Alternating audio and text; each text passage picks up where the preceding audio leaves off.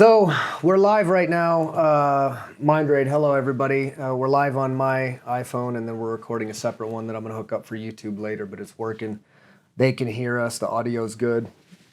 Catch up before we get into... Where do we get into? Because the last time we talked, just so to update people what happened in our lives and around our area, we experienced the most costly thunderstorm in history. This derecho. Land hurricane. I never heard about any derecho. I haven't either. I've never heard the terminology before, but this thing was unlike anything that we have ever seen before. And it destroyed a part of my house. It completely destroyed a lot of people's houses. My son and I, Ronan, were trapped in an incredibly dire situation where we're in the basement staring at all of this trees and all kinds of shit blowing across the yard, and a tree falls on the house and starts filling the house with gas. And I hear this whistle, and I start thinking back to like Dad. And Dad going, well, if there's ever a gas line, you know. Get the hell out I started thinking about the time Dad rolled up in his truck in the middle of a rainstorm. And I was bailing water, and he was going, flood of 93? no, that was way later. That was over by the old gym. And I was trying to bail water out to stop it from coming into my basement. Yep. You're going to get struck by lightning. Anyways, this thing devastated our area. It displaced a lot of people, including us for a while. But Ronan and I, I talked about this. I made a post about this on social media. I was here editing a podcast, and I heard the sirens go off, the dreaded air sirens. And I'm like, oh, must be the first, Wednesday of the whatever. And it wasn't. It was like Monday or something. And so I was like, well, that's weird, because I remember coming into the building, and it was pretty nice out. It was not a day that I expected a lot of storms to happen. Yeah, and it sounds like nobody thought the same thing. So then I look at our local weather station and see this immense wall of just deep red. And I'm like, visually, I recognize that is something I don't usually see. Yeah, it's and bad. I go, oh shit, that's what the sirens are. So by the time I see this, it's passing Des Moines. It's coming, it's made its way past Des Moines. And I'm like, the first thing I think is Ronan's at home by himself. And I don't know where Peyton's at. She's with her boyfriend, Clayton. But I know Ronan's at home, and I know when this thing hits, it's going to be pretty scary, at minimum. Yeah, for sure. So I literally run out the door. I don't even say bye to the front desk. I just run out. I get in the car. I run home. And right when I get home, shit's starting to hit the fan big time. There's this, in big storms, you've been in big storms. You've been in tornadoes. There's this energy in the air that you can feel that feels like the pressure. Power. Yeah, the pressure drop and the power. Yep. And you feel it so suddenly that you're like, wow, some big shit, some powerful climate shit is going to go on right now. And I felt that. So I got right in the door, and I felt this big whoosh, almost ripped the door out of my hands. And I got inside, and Ronan's there waiting for me. I'd already called him. And we went downstairs. I wanted to go downstairs right away because I started hearing this wind howling. And when we got downstairs, we looked out the double doors to our walkout basement, which kind of gave us kind of a secluded, somewhat safe view of the total madness that's going on. I have an acre in the back of our yard. And so with all the trees surrounding my property just flying all over, this trees twisted, my power lines down right in front of my door, it's just madness. Ronan and I have front row seats, and I start thinking, man, these are glass doors. I start throwing shit out from underneath the stairs so that we can climb under the stairs. And I don't know who I'm talking to. Do you remember who I was talking to, Ro, when the tree hit the house? I think I was talking to Brent. I think Brent was calling me, and Brent was in a panic. I called you right before it. You're like, I'm going... that wasn't when that happened. You're going, I'm going back because Ronan's at the house. I think I think it was Brent that called me and was like, hey, this is a bad situation. He was trying to get home, and he was behind Blaine. Well, 10 miles away, Brent is trying to get home. His son, who's not a very experienced driver, and in these things, nobody is. Yeah. They're trying to get home and get some kind of shelter. And as Brent's driving by, he sees a gentleman on the Ely bike course. And he's like, this is a horrible situation. This isn't your typical, like, oh, just lay down and wait for the storm to end. There's shit flying all over the place. This guy rounds a corner and ends up getting struck by a tree and killed. And Brent told me about this and didn't know the fate of this poor guy. But he knew about it, and he told me about it right away as soon as the storm was over. He's like, I saw this guy. I saw him ride back into the woods. And I felt horrible. I thought I should have stopped and picked him up. I'm like, bro, what I saw, you could not have justified doing that with your son in front of you. Yeah. Don't beat yourself up about it. Well, the guy ended up actually dying out there in the woods, sadly. But on my side of town, the tree fell on my gas line, ruptured that, and Ronan and I heard this whistle. I was trying to convince myself that it was water, and I knew it wasn't water. I knew what it was. And then Ronan and I almost simultaneously started smelling natural gas. And I started thinking back to Dad telling me about natural gas and telling me how it can explode. Yeah, and any spark, static electricity, potentially if it's concentrated enough to blow it up. And so now Ronan and I are looking out into this yard of madness and chaos, and we're smelling gas, and we're going, where the hell do we go? Yeah, got to take a risk. And Ronan wants to get out of there. He wants to make a run for it. I'm under the impression as his father, he's not aware of flying debris and what it can do and how it can open up heads and just kill people. Yeah. And so I'm trying to kind of mitigate what my risk is. So I'm in the basement. I get next to the door. I call emergency services. And I'm like, hey, I'm trapped in a house in the storm right now. There's gas coming in. I just need confirmation that I have to leave. I need to hear that from you so that I can make the call to run out of the building and do what I got to do. And she goes, oh, there's gas in the building. Like you got to get out of the building, sir. And I'm like, well, understand. Like I had to calm her down almost. I'm like, understand. I can't just run out here haphazardly out. I'm trying to weigh the risks of my own and my son's life here. Yeah.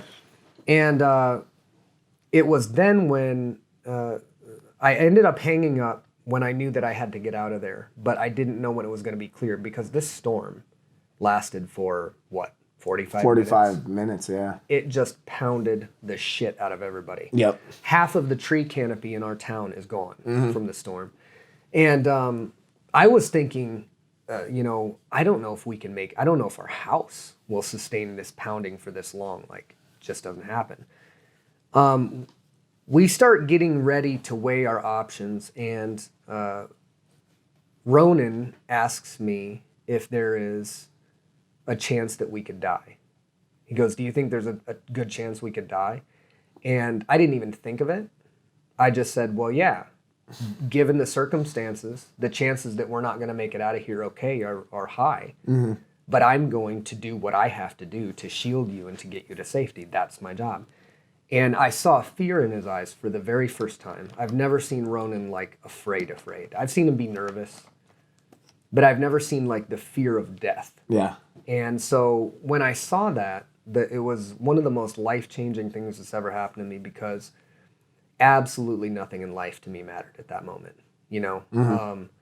Just being there with Ronan, and even if it was both of our lives that were going to end, I was so glad that I had got there. Yeah.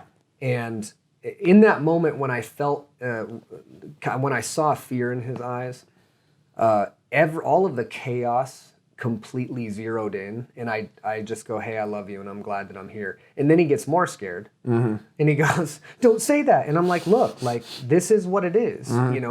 It was straight Final Destination type stuff. And I went from editing a podcast to 30 minutes later with my son going, is this the end of our story?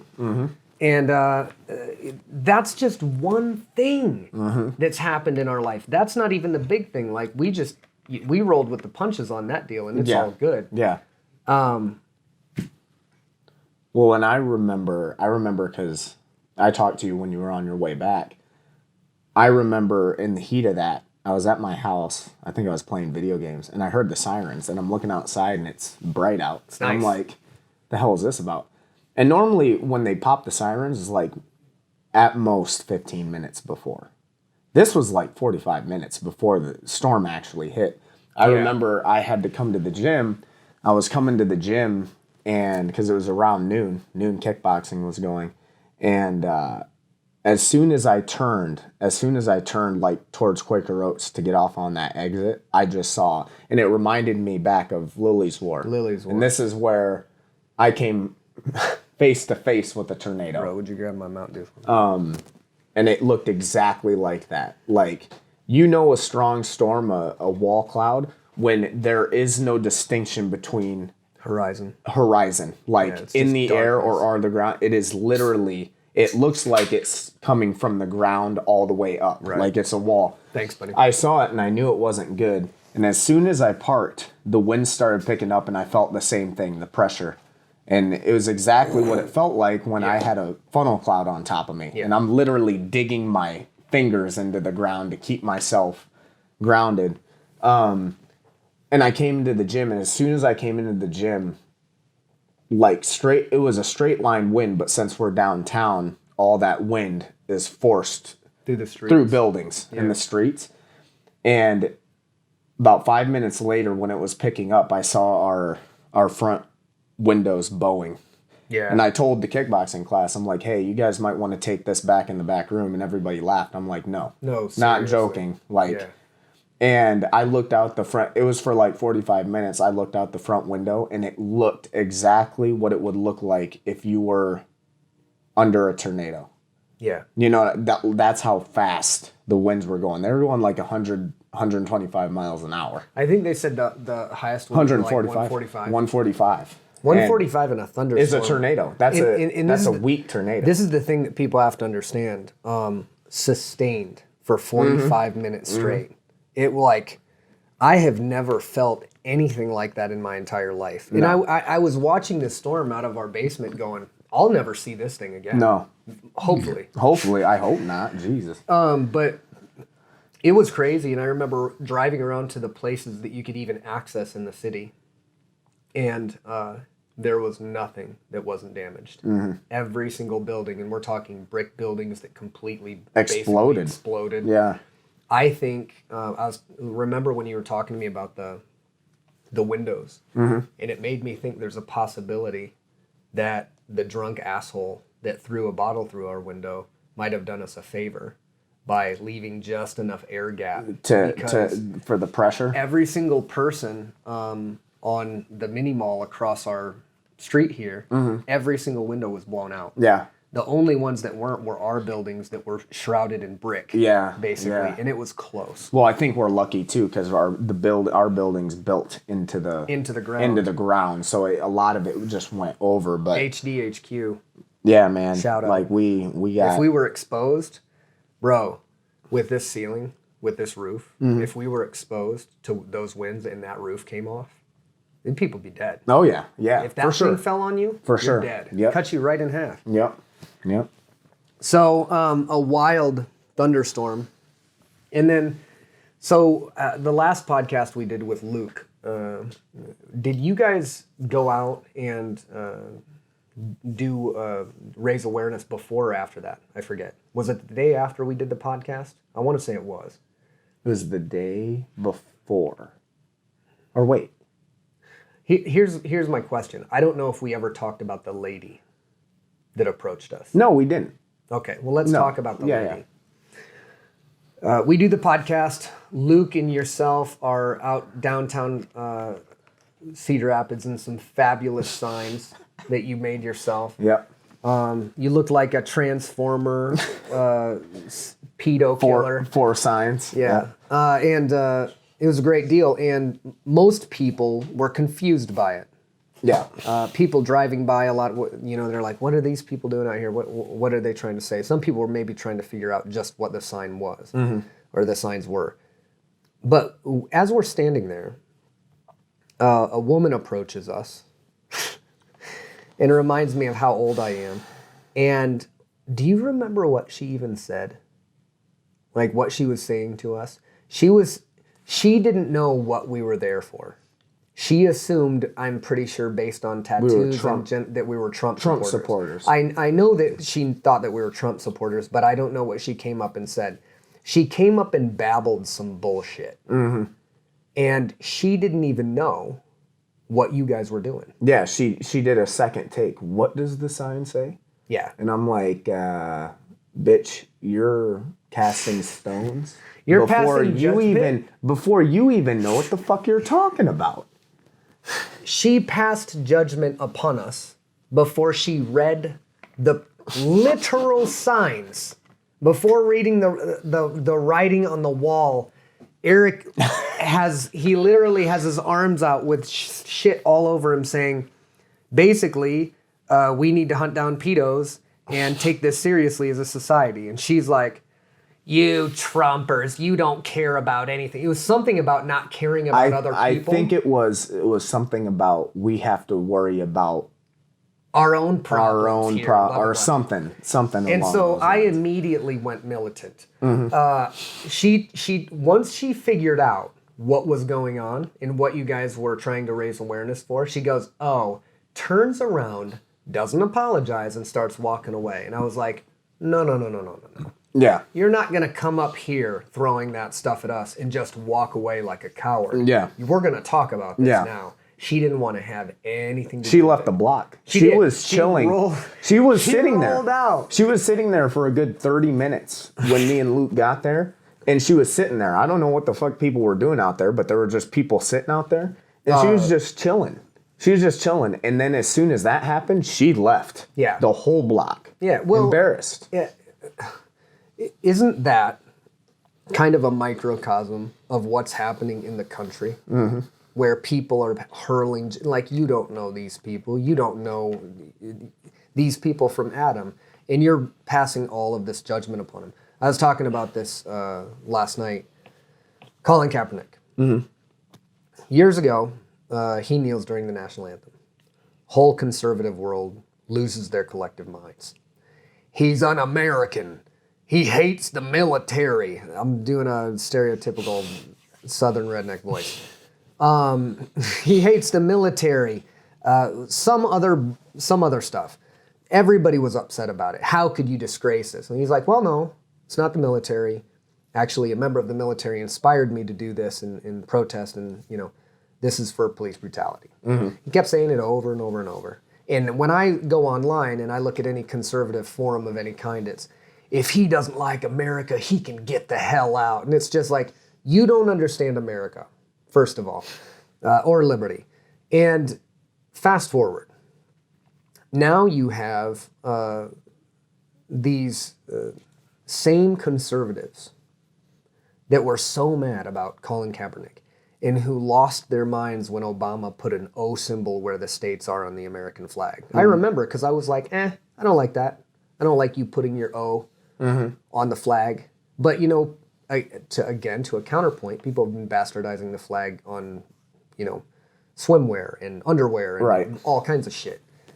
So Alex Jones and a lot of the conservatives thought that Obama was the devil and the new Hitler. And that's how they presented him. Now, fast forward, we're in the Trump era. Mm-hmm. And when there's a siege upon the Capitol or a riot or whatever you want to call it, we'll talk more about that. I look out at this sea of people and I see some American flags, but I also see some Don't Tread on Me flags. I also see a sea of Trump flags. Mm-hmm. Not Trump on the American flag. Just Trump flags. Just Trump. Yeah. Sometimes Trump over the American flag. Mm-hmm. I also see Confederate flags. I see a group of conservatives that know that they're associated with bigotry, but they're not policing themselves of that bigotry. Mm-hmm. Let's go full circle into the hypocrisy of the conservative side. They show up at the Capitol building talking about patriotism and liberation and all that. Great. Siege the Capitol. Yeah. Politicians deserve it. Yeah. And now I got to worry about being called a traitor for saying so. Right. Like it's in the dark or something. But when these guys and gals go storm the Capitol, some of them probably think that they're there for just reasons. But they're standing right next to some asshole who's screaming racial slurs at police officers. Yep. And I'm like, if you guys are marching for a cause, unify under that cause. Mm-hmm. If that diverse crowd, and it wasn't incredibly diverse, but there were people of color in that crowd, was marching with nothing but American flags, and they were going, nope, we're done. It'd be the most American thing ever. Yeah. Instead, I watched an ABC News program who interviews one Republican lawmaker and then a literal panel of Democrats, like 7 or 8 Democrats. And then the half of the eyewitness accounts was from ABC journalists themselves, who were obviously slanted to the left. And they say, and then it's everything's super hyper emotional. Everybody's a victim. Oh, it's so hard. Yeah. Yep. Then you have them in the God damn it, I forgot where I was going with this point now. They're going into the Capitol building, and I lost it. That happens on live TV sometimes. There's no words on it. It's crazy because you don't have a group self-policing. When we had when there was the Black Lives Matter, let's call it movement, protests downtown. Yeah. What was I concerned about? What were you concerned about? We were concerned about a small contingent of people that were going to bring a lot of negative press to the situation by causing trouble, by letting some anger pour out or whatever. Well, the people that led these marches made it very clear right away, we are not going to allow that shit. We are going to set a precedent. We're going to stand ahead as Cedar Rapidians, proud Cedar Rapidians. We're going to show them how it's done. The police came out. They sectioned off the whole downtown so everybody could speak. The police spoke. They got booed. They still kneeled when they were supposed to. Beautiful coming together of different people because we were willing to police what this movement was. We weren't just marching for some cause to be seen on social media. We wanted to make sure that people knew that we could do this the right way. That didn't happen at the Capitol. Yeah. A bunch of hoo-haws dressed in Viking helmets and shit stormed in here, breaking stuff, pretending to be conservatives, not policing people within their contingent. Yeah. And because of this type of behavior, because of this lack of solidarity in their drive to the whatever, somebody that we know and respect and have known for quite a while, Pat Miletich, lost his job.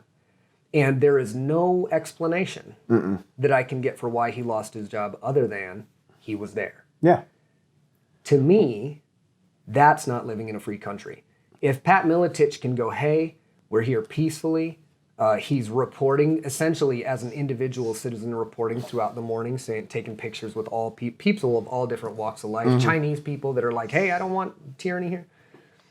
And then some contingent of this mob or this group of people decides to go batshit and make stupid decisions and push their luck.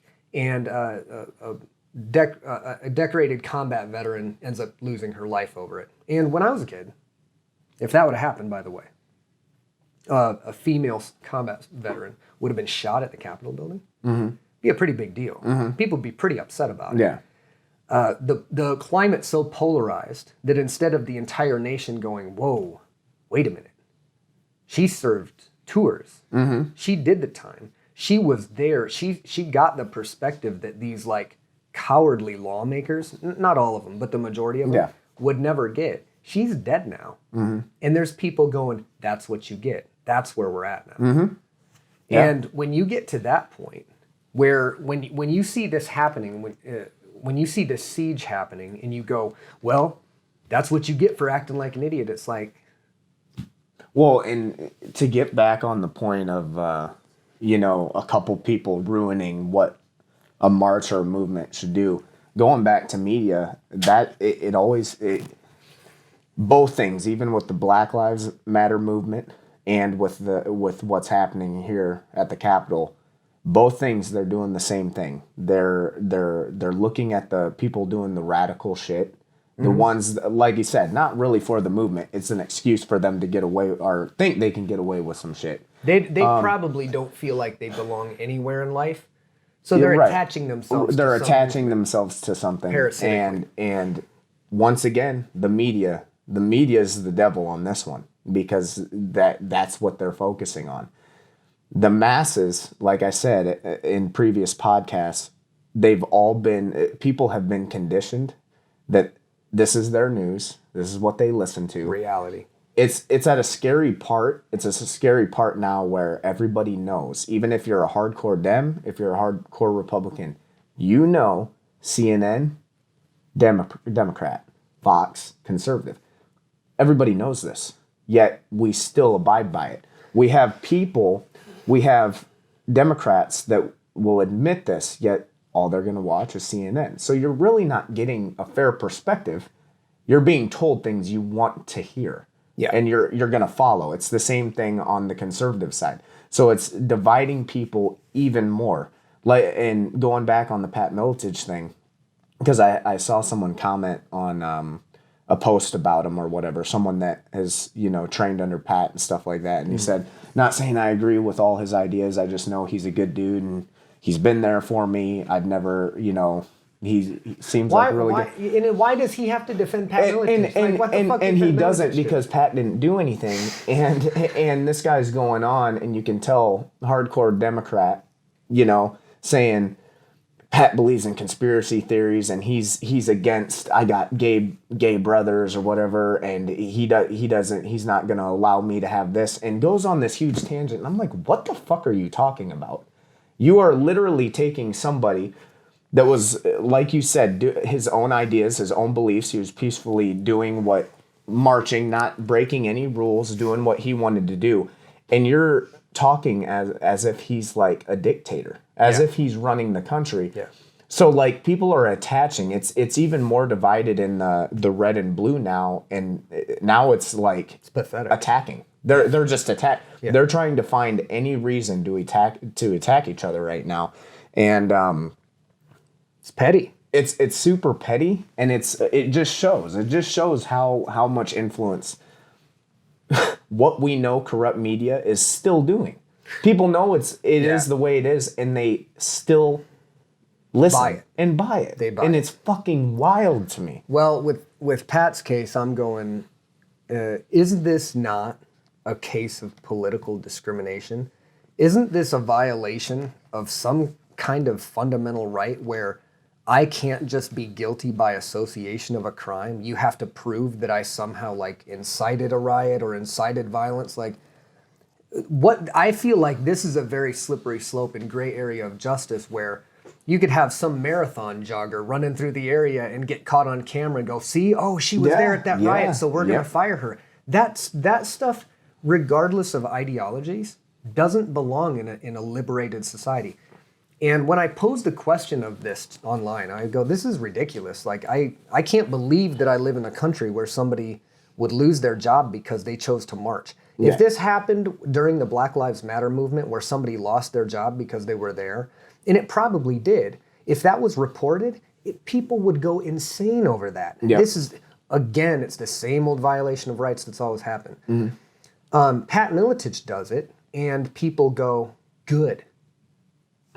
You have a guy who's going out of his way to try and wake people up to potential assaults against liberty that are constantly happening every day, whether people like it or not. They just don't understand the process of progressive politics. Yeah.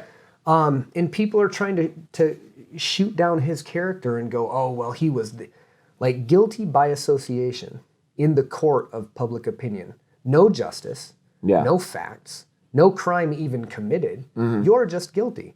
Like, historically speaking, this is like the stuff that happens before they start banning extremist literature. Mm-hmm.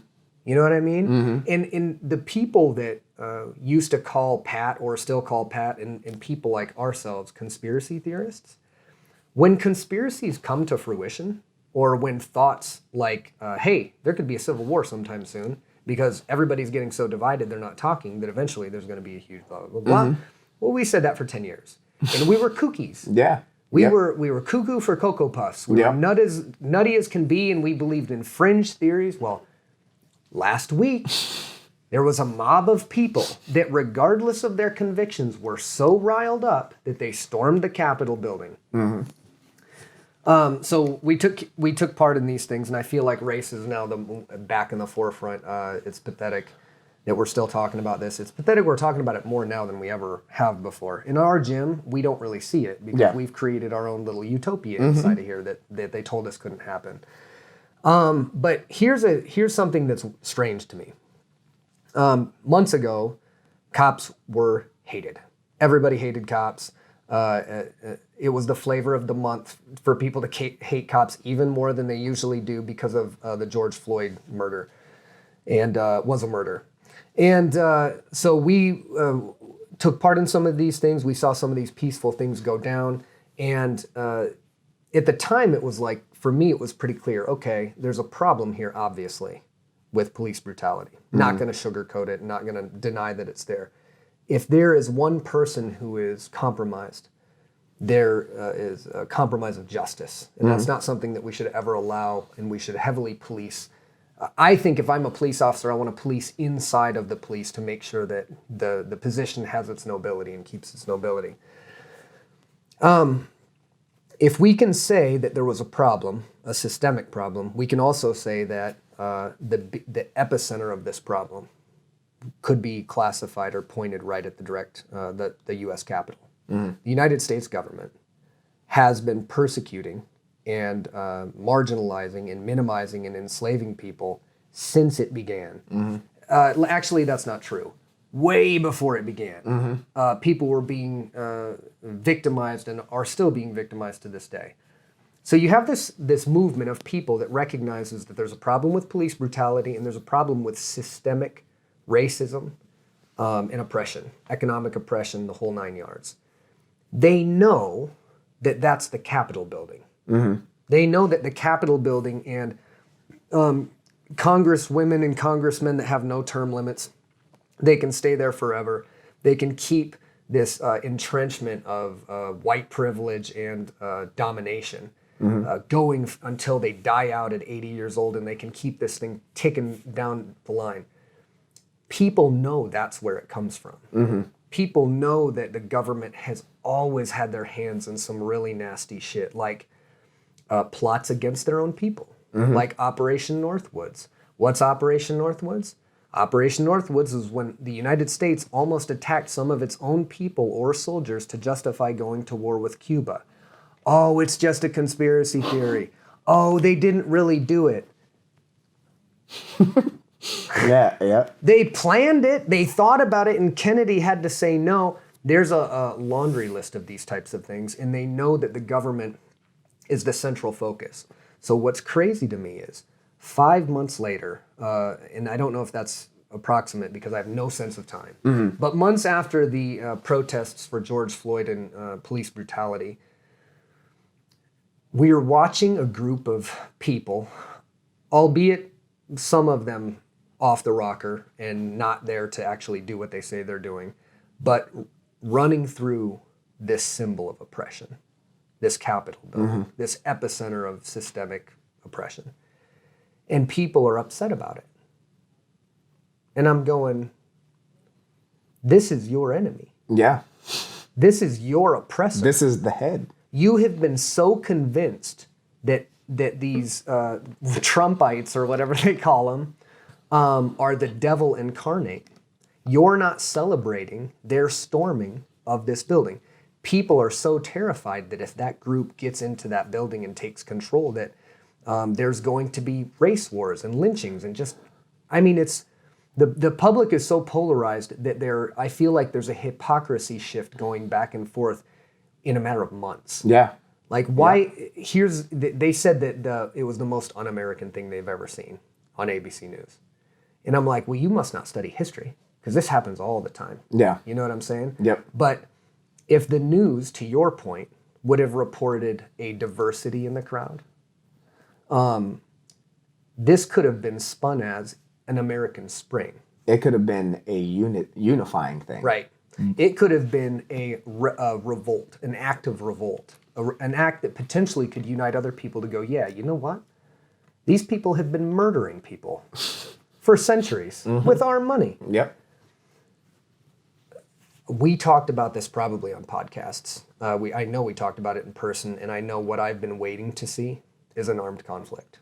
Yeah. Is what's going to happen when bullets fly. Well, bullets fly, and people died, and people stood down. But is there going to come a point in time when there's going to be a great standoff? And when that time comes, Why can't that be a diverse crowd of people at this point in human history? Yeah. If you have a group of people that just go, look, maybe we don't like each other. Maybe we're bigots. Maybe we still have stereotypes. But our forefathers had these crazy ideas like, if you watch out for my rights, I'll watch out for you. And at the time they said this, it was transcendent thinking. But they hadn't evolved yet. They still thought that black men weren't as qualified to deserve rights as white men. But they were starting to figure out the concept of personal liberty, of preserving people's liberty.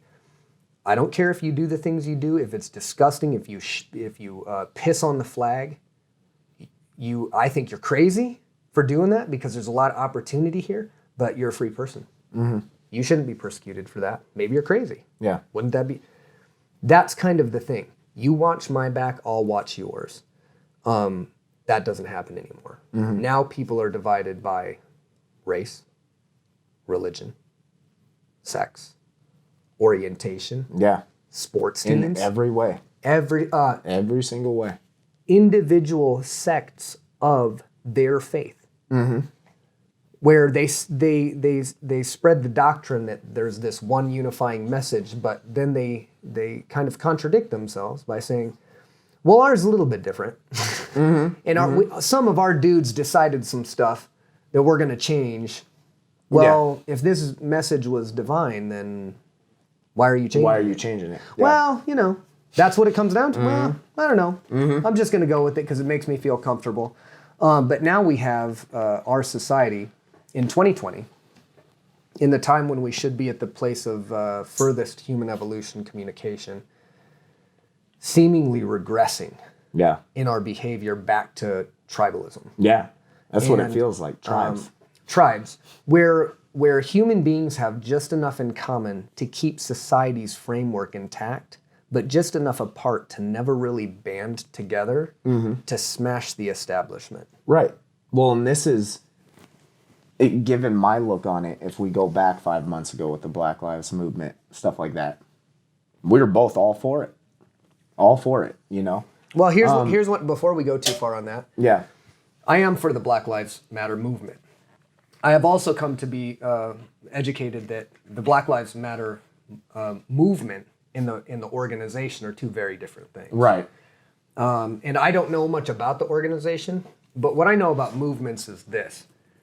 They get infiltrated and bastardized by impure sources. It doesn't matter what they are. It doesn't matter if it's political parties, religions, whatever it is. If there's a movement, especially at our point in history now, there's people trying to get into that movement to get attention. Right. To potentially destroy it. Right. Provocateurs. Any movement that gains any kind of momentum should have a high security detail to ensure that there's not government provocateurs in there. Yeah. And people go, you're crazy for that. It's espionage. Yeah. It's what our intelligence community has overthrown many a nation for their own personal gains, for the gains of the government. Yep. And people are like, they would never do that. Live in naivety then. Yeah. I don't know what to tell you. Yeah, you can't really help somebody that thinks that way. Nothing will change. But going back for that, like you said, still for that movement, like what reasons behind it, I completely justice. I justify it for sure.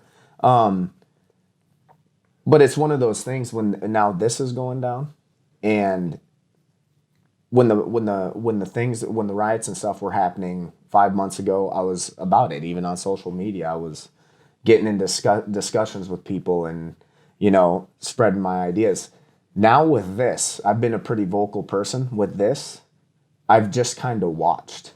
I don't even step in because, like you said, and I have some friends too, that are, all for the Black Lives Matter movement. And now with this going down, they're attacking this movement, right? And going back on what you said, I don't want to get in shit talking and making it more toxic than it already is.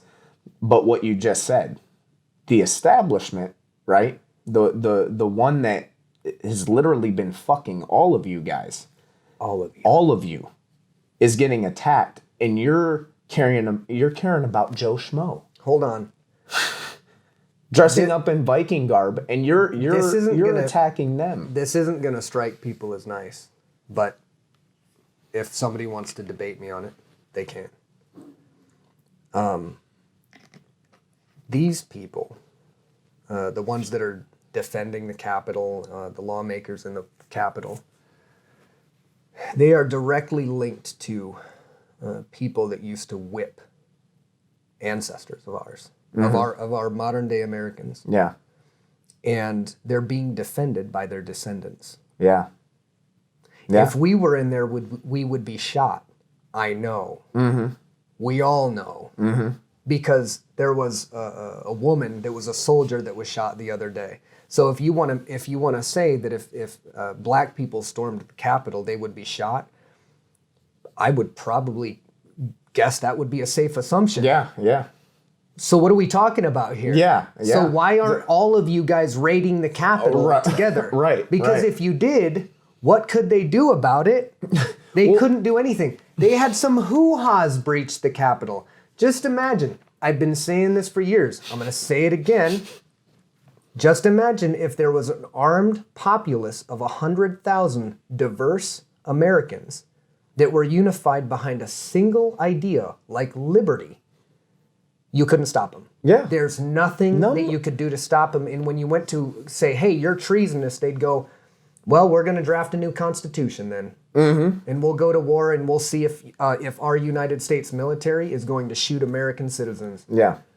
Because it blows my mind that the people know about politics. Mm-hmm. They know about lobbyism.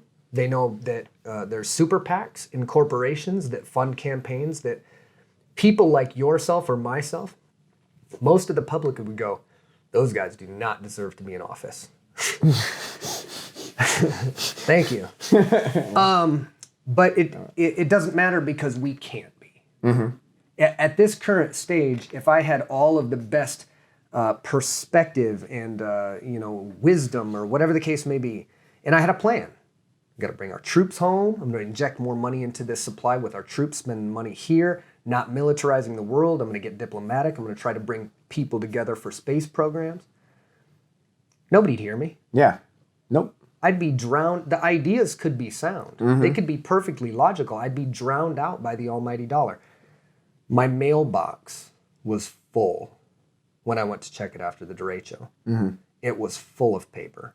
So I went, I wish I had a wood-burning stove. I could burn the shit, keep my house warm. Mm-hmm. So I went, okay, well, I want to get depressed today, so I'm going to go look up how much money has been spent on the campaign.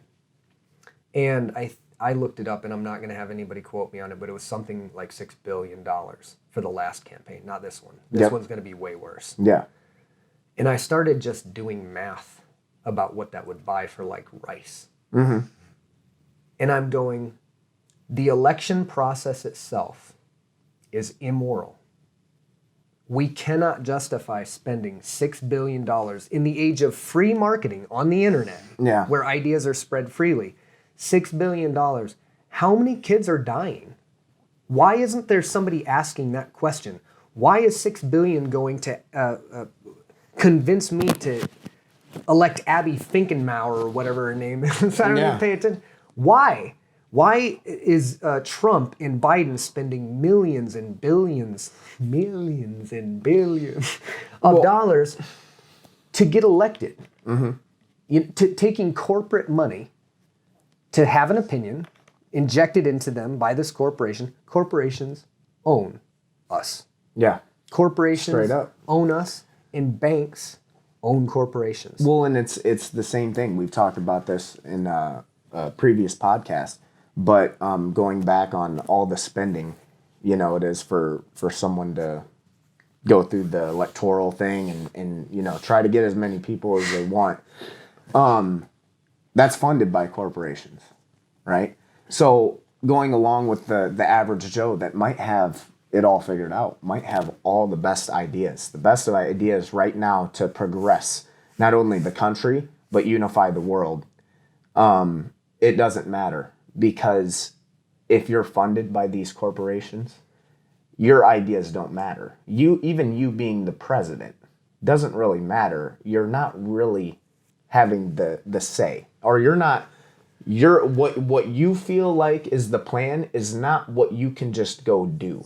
It's not, you owe favors to these corporations.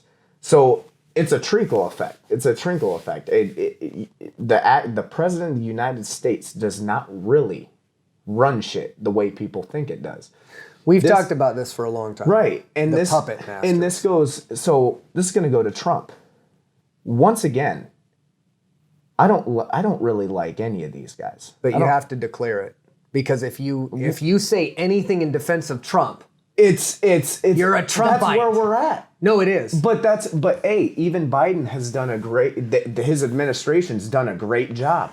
I saw something about Biden ads, about how many Biden ads actually don't talk about Trump or slight Trump in any way. Yeah, there's like none. No, it's all Trump. He has based his campaign off what I agree Trump did that was stupid and a little prideful, had a little bit too big of a mouth, got banned off Twitter now, right? But used Twitter to just kind of, he was using that big dick energy, right? Like, I'm Trump, I'm going to do this. I've said that and I still agree with it in previous podcasts. I don't think that's the smartest move, and I don't like a president that does that, right? That being said, Biden's whole campaign is based off that. And like there's no substance whatsoever. There's no substance, and I'm not Trump.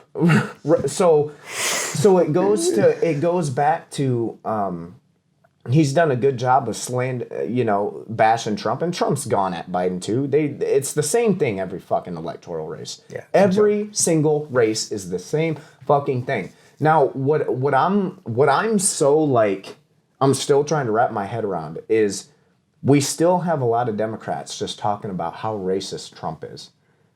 And I go, guys, you think every conservative is racist. Yeah, well, I have a perfect segue. It's an entity. I remember when Bush was running, everybody thought Bush was racist. There's an assumption that conservatives are racist because most conservatives or most people that identify as conservative or Republicans come from the South. Right. And there is a higher likelihood, probably, that there's bigotry somewhere. For sure. There's no doubt about it. But this is interesting to me because if I want people to put this in their mind, Donald Trump is on campaign or George W. Bush is on campaign, and they go to a black entrepreneur. Mm. They go, if you don't vote for me, you ain't black. Which Joe Biden did. I hate to say that. He fucking said it. I hate to say that, but Joe Biden said that, and if Trump would have said it, if any conservative or Republican would have said it, but people literally looked the other way when this old white establishment male looked at a successful black man and said to his base, to the whole listening audience, that if you don't vote for him, you cannot be proud of your ethnicity. This is the guy whose political establishment literally brought people here against their will and enslaved them, and now he's telling them that they don't get to identify as black unless they vote for him, and they did. And that's where we're at. It's madness, guys. And it goes it's to fucking it, crazy. And fuck it, we're doing it live. But it's the truth, guys. It's the fucking truth. It's painful. Why do you think Obama was pushed to be the Democratic candidate? Numbers. Yeah. You got a black president, right? Well, George Bush was an abject failure. The whole Bush campaign, all you had to do, and I voted for Obama for this reason. This was one of my mistakes. All you have to do is not be George Bush. And you'll get in. And in Obama, we went from having the precedent set pretty low with Bush. People used to make fun of Bush, said he was a cokehead, he was a daddy's boy, establishment man, probably some truth in there somewhere. Then 9/11 happens. Mm-hmm. He goes and runs us through the Middle East attacking people that we have no business attacking. Hundreds of thousands of people lose their lives. Women and children are killed. Our taxpayer dollar, our watch, blood on our hands. After this 8 years of Bush, this debacle, all we need is the opposite of him. Yeah. And people were so simple and so easy to convince. They were so tired of the Bush-Cheney era that they just went, there he is. Mm-hmm.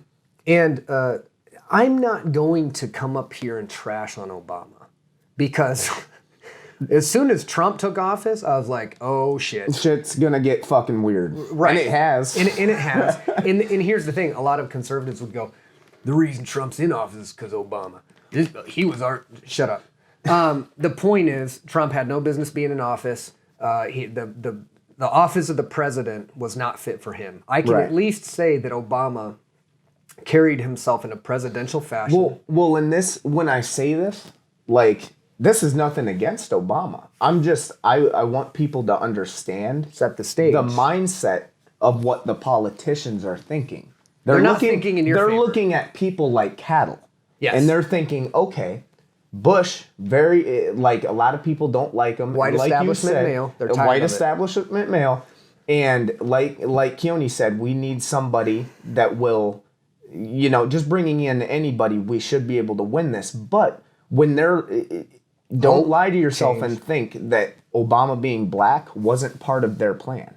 No, it was. It was in the time. same way that Hillary being a woman was part of their plan. Yes. And when people are like, that sounds like a conspiracy, the Democratic Party railroaded Bernie Sanders just so that we'll bring that back up again. I'm not even a Bernie fan, but Bernie got screwed and Bernie would have beat Trump. And all of you Bernie supporters, I don't know if there's enough of them or if you're actually supporters, but if the Democratic Party would have not tried to railroad Bernie in favor of Hillary Clinton, we probably wouldn't have to deal with Trump. Yeah. This is a big problem that I have with Democrats. I don't even like to say the word. I don't like to creep into partisanship because people want to put a label on you. But the Democratic Party, as it stands today, is nothing like the Democratic Party I knew when my parents were proud liberals. Yeah. It's a party of complete and total victimization, victimhood. Yeah. Whining, incessantly whining. Now we have, to point on to your point about puppeteering in the president. Yeah.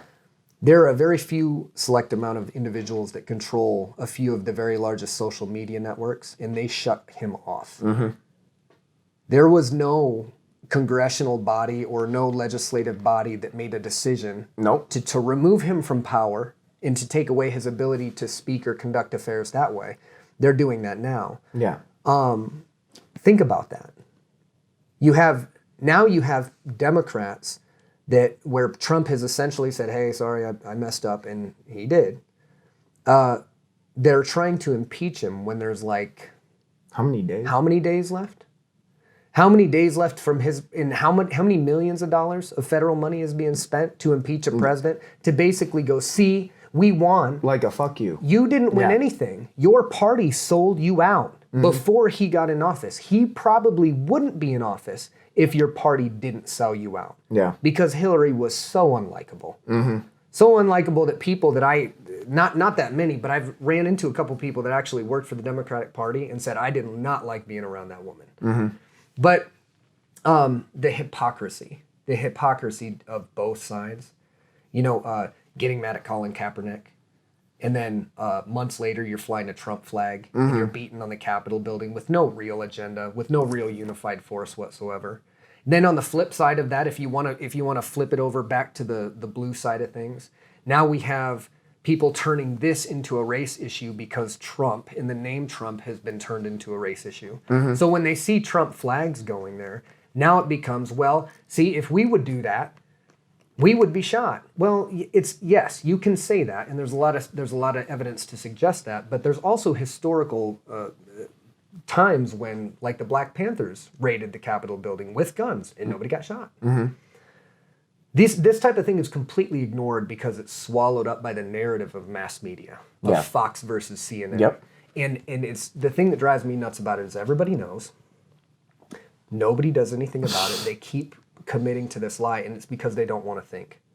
Well, and that's exactly what it is, because people know that. They have the perspective. They know that this is the way it is. And I mean, Fox and CNN, they don't even try to hide it. It's blatant. They might as well put Democrat channel, Republican channel. They might as well do it. It's not journalism. No. And that the dangerous thing is, like, when I was a kid, I used to learn about the importance of the freedom of the press. This is not free press. This is paid press. Yeah. These are news agencies now masquerading as journalists, but they're actually massive corporate opinion engines that create opinions from them. Yeah. And the money that these companies make is based on ad revenue. Ad revenue is going to go up with more sensationalization.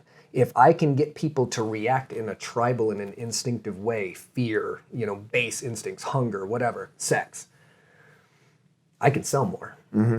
And so now it's not about reporting an unbiased perspective of, maybe I'm a Democrat, but I have to report, because I'm a journalist, the Republican perspective fairly. Mm-hmm. Doesn't exist. If you want to report that way, they could just go, don't. Mm-hmm. We're not airing the story. Mm-hmm. That's not going to work with the network. Mm-hmm. It's not journalism anymore. It's opinion. It's propaganda. It's sensationalism. COVID-19. I've never seen such a crazy, huge act of social engineering, and we called it right on the money. Yeah, we did. We saw straight up. Social engineering was the first. I hate to say we said it, but we did. And now we had mandate upon mandate upon mandate. There's gyms getting closed down all across the country. Now I'm going, so when's this over? So you guys said it was 2 weeks. Then it was a couple months. Then it was 6 months. Now it's a year. Now maybe there's a new virus, but you got vaccines. So this is just the way things are now, isn't it? Yeah. Because nobody's going to actually question. Nobody's going to go into Menards and go, no, I'm done with this. Mm-hmm. We have to live free. We have to breathe free air. We have to accept risk. This is it. Yeah. I'm done with this. That's not going to happen, huh? Like, now we just live in a society where people comply. It's the norm now, right? It's not even science-based. Right. It's the norm. And this is one of my problems with the politicizing of a virus. When we're talking about the hypocrisy of the parties, the Democratic Party is a champion of the environment. We need to do this for the environment. We need to do this. And we also need to make sure that we pump millions upon millions upon millions of masks into our oceans. Mm-hmm. There's no thought of unintended consequences. For me, the reason that I'm so frustrated with the Democratic Party or this liberal perception is this holier than thou attitude of, oh, you must not care about people. No, I care about people. Mm-hmm. Thanks, though. Yeah. Thanks for getting on a podium and saying I don't care about people because I'm free. Right. That moral authority that it could be because a massive amount of people have gotten college educations in the last 20 years, and they think that they're just like better at making choices for you and I. But this is what I get from the Republican Party. I do get a little bit of prejudice. I do get a little bit of bigotry. I do get a little bit of the situation like this individual that was in here the other day, when we as a business closed our spectator area, right? Biggie, who's working front desk, just happens to be black. And even though we have posted many signs about this COVID procedure that we are not having spectators, we have one parent sitting out there like they're on an oasis in the ocean, looking around surrounded by nobody but signs saying you're not supposed to be here, and he's sitting there. Yeah. And we would come to find out and already know that this individual has apparently an inflated sense of self, and literally thought because he paid a little bit more for private lessons or that he had supported the club for so long, that he could just bypass all of the expectations and rules that we had and be the only guy out there. Mm-hmm. So Biggie walks up to him, and I saw this exchange beginning. I didn't see the end of it because I was coaching class, but I saw him there, the man in question, and I saw Biggie headed towards him with the look in his eyes that is, I have to tell this guy that he can't be here now. Yeah, I watch him walk up to the guy and go, excuse me, sir. We actually aren't allowing people in here. And then immediately there's a little bit of friction and confusion. But I think it's going to be sorted out. No problem.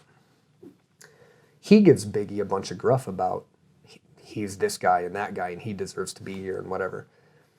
Biggie's firm, as Biggie's supposed to be, but he's not rude in any way. This guy ends up calling back in later to my business partner and going, I felt like he was looking at me maybe racist because I had a Trump hat on. Well, I promise you, sir, that's not the case. The case is you might have a little bit of insecure white bitch boy in you. You got mad when a black man walked up to you and asked you to follow the rules, and your entitled ass thought that you were the only one that didn't have to obey them. He left. He left our school. He's been with us for 2 or 3 years. He never came back. He didn't come back because he was wrong or right. He came back because he didn't want to face the reality. That he was wrong. That represents the far right. That represents that absolutely verifiable bigotry that exists deep in the Republican Party. Well, and the present Republican Party. They've done such a good job, both sides, of making it a race matter. And they've done a good job. Not admitting things like that the KKK was started by the Democratic Party. Democrats, right? But what's crazy to me is even with that is that shouldn't even be a question. That is an insecurity, right? And he's not the only one. No, because there are. Because I'm not. There are, like you said, a lot of bigotry, Trump supporters that have some racism with them, right?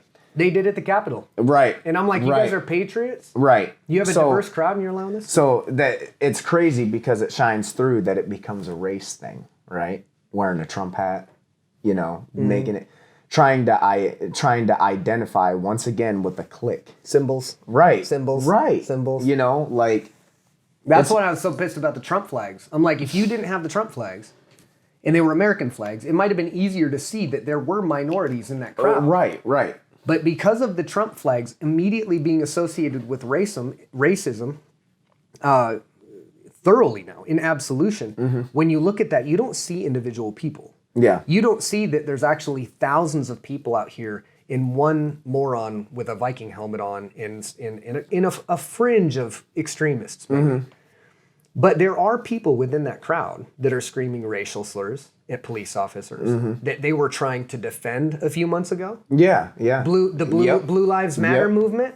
But blue lives don't matter when the blue lives are black. Yeah, man. Oh shit! It's fucking crazy. It's all over the place. There's layers of it. There's layers of hypocrisy, and again, this could all be solved by a united populace getting behind one idea.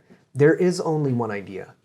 And that is liberty, period. You can't have any other idea that fits just into one person's category.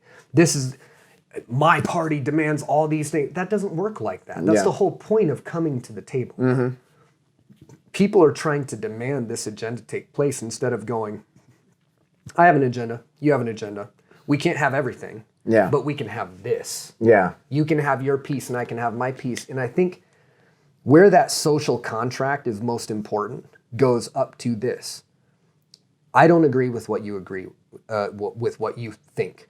I don't agree with the way you live your life. I don't agree with who you think is your creator. I don't even really like you.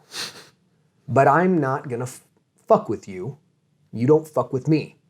If you think I'm a crazy, stupid, psycho, conspiracy theorist, whatever, just treat me okay. And don't try to infringe upon my rights. It's a very simple thing. Everybody can identify with that. It doesn't matter what color you are. Freedom and liberty rings true. Not what's practiced in this country. It should be said. The ideals are fundamentally sound. The principles are there. But it has never been what's been practiced. Ever since Columbus landed, the people, the native peoples, or the people being brought here have been completely eviscerated. Destroyed. People don't talk about. It's crazy that we have Columbus Day and it's like he was a lunatic. He was a genocidal lunatic that raped and pillaged and killed people and spread pestilence for profit. And people want to go, oh, well, Columbus, like when we were talking about when we went to the Dominican and there's this huge shrine in the middle of the Dominican for this guy, and then all around it is garbage. Yeah. It's like guarded by people with gunpoint. It's all pristine, but literally across the street, there's piles of garbage. And I'm going, whoa, shit. Everybody's looking at Columbus Monument and going, he's up there, he's in between. And I'm going, how many centuries has it been since he fucked these people over? Yeah. And we're celebrating this shit? Yep. Like they're still in financial ruins because of shit that happened centuries ago, because their resources were stripped by all these invaders. And that's part of our like prestigious history. Right. Well, I just got done finishing People's History of the United States, and it didn't shock me in any way. The only thing that I really needed to read more about was the labor movement, when people were being hosed by huge conglomerate companies and they were being killed in their own plants because they didn't have unions, they didn't have backing. But what I found and what was concreted to me is this idea. Regardless of how beautiful the principles and the Constitution are, it's never been practiced that way. And people have been being persecuted from the very beginning through the natives, the African slave trade, Irish indentured servitude, Chinese rail workers, 1 million people dead in the Middle East on the War on Terror, Vietnam, Korea. There was what, 2 just wars, the world ones? Yep. And the rest of them were like, Civil War. They were like privatized. They were like... In the Civil War was a war of information and economy. It was, history remembers it as the war about slavery. But that is a piece of it. That's not the whole thing. A lot of it was economic. And Abraham Lincoln? Are you kidding me with this guy? Growing up in schools, this guy freed the slaves. Oh, well, thanks, Uncle Abe. Yeah. You're a real virtuous guy. He's a white supremacist. And I didn't learn that till I was a man, and I was going, no. That doesn't make sense. No, dude, Lincoln Monument, like I went there in 93 and I did all this shit, and Lincoln's a good dude, he freed slaves. He said he didn't care if the slaves were free. He didn't care if black people had the rights they had, as long as he could protect the Union. That's all he gave a shit about. He would do whatever it took, even if it meant ending slavery. Yeah. He didn't care. Yeah. He was a lawyer. He was an intelligent man, and he was a bigot. And history remembers him as one of America's greatest presidents. Right. And I'm just like, yep. How many layers is there? Like, how deep down are we now? Yeah. Where are we too far gone? Like, I think it's an easy message to send to people. It's like this, and it can't get any clearer. There's too many people on the planet. At some point, there's going to be a great calamity and an end of food where people are going to starve to death. They already are. We can't be charitable enough to feed children. So, knowing that's going to happen, if we don't find a way to transcend and evolve in a transcendent way, we're going to die. Yeah. And my biggest problem is with people that are just okay with that. What that means is you can't put yourself in the shoes of somebody who has not got to live their fullest life.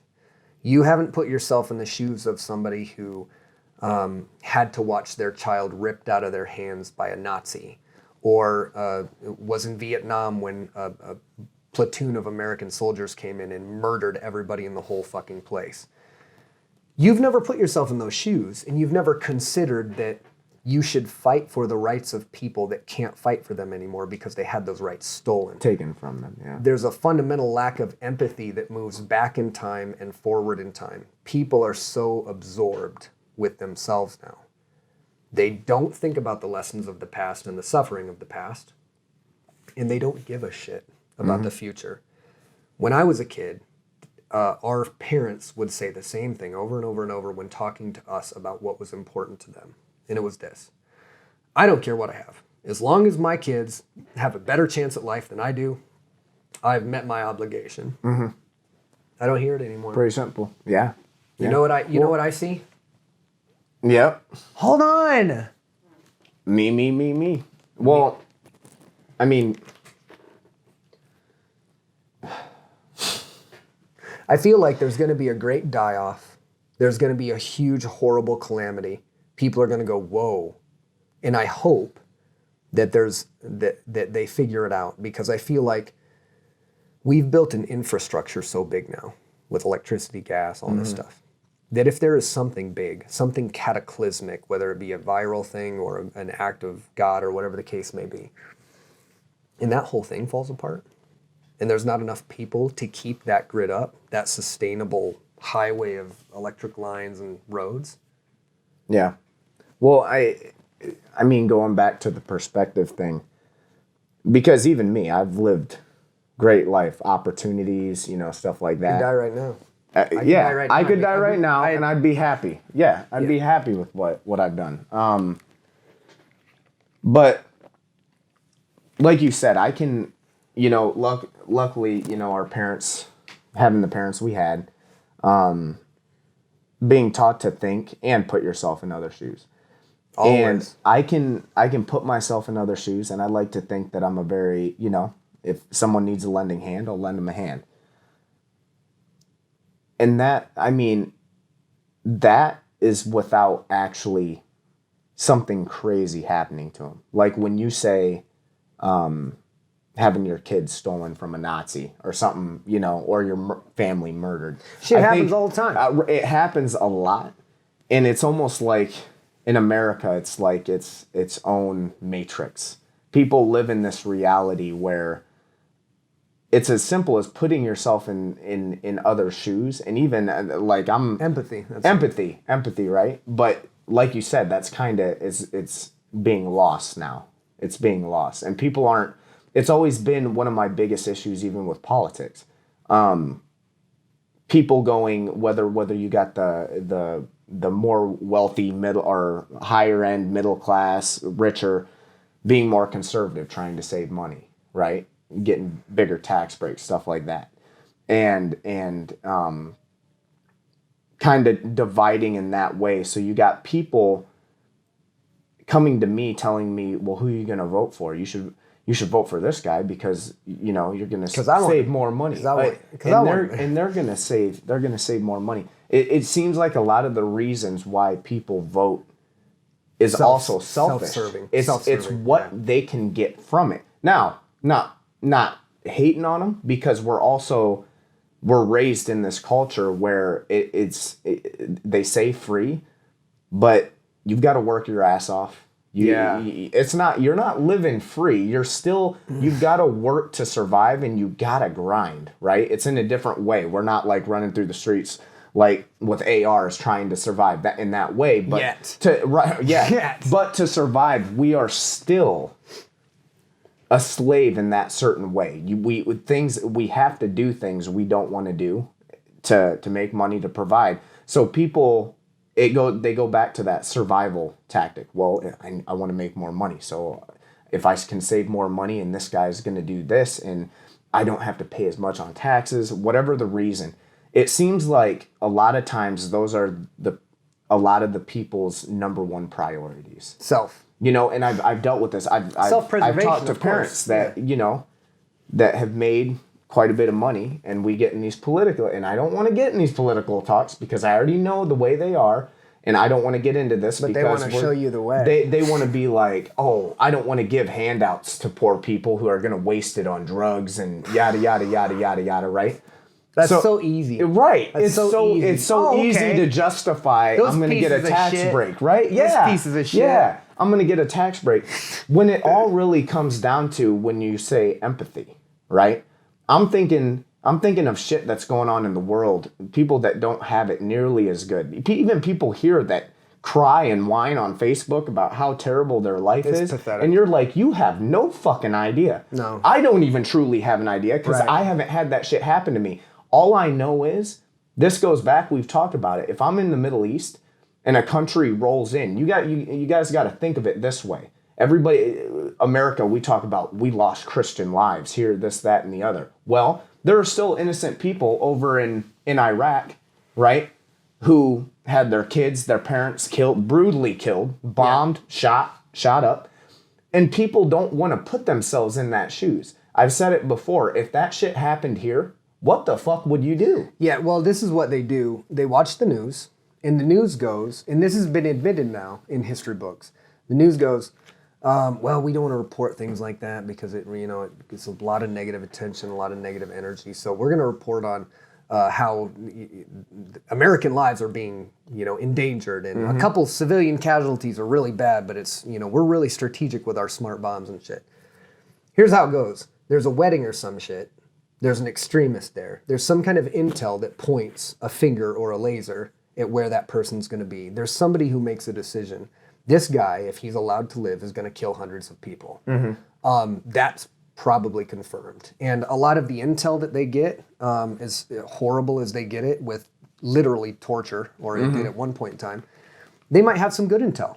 This guy might legitimately kill 100 people, 1,000 people in his lifetime. But his family doesn't know what he's doing. Yeah. And he's with them. And since he's there, somebody decides that there's enough justification to kill this guy right now that 2 or 3 pieces of collateral damage are worth the risk.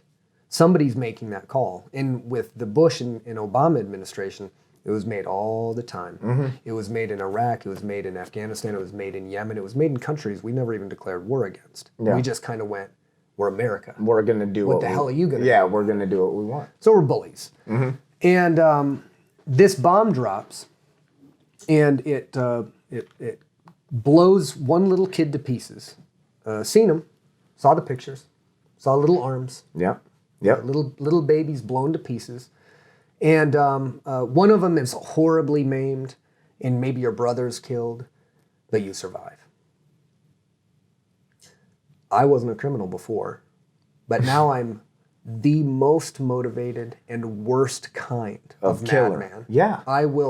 Now I know that you're evil. Now my heart in my soul understands the depravity of a great evil empire indiscriminately dropping bombs, cowardly, some would say, on children. Yeah. And what's worse is the leaders that champion this type of thing win Nobel Peace Prizes now. Yeah.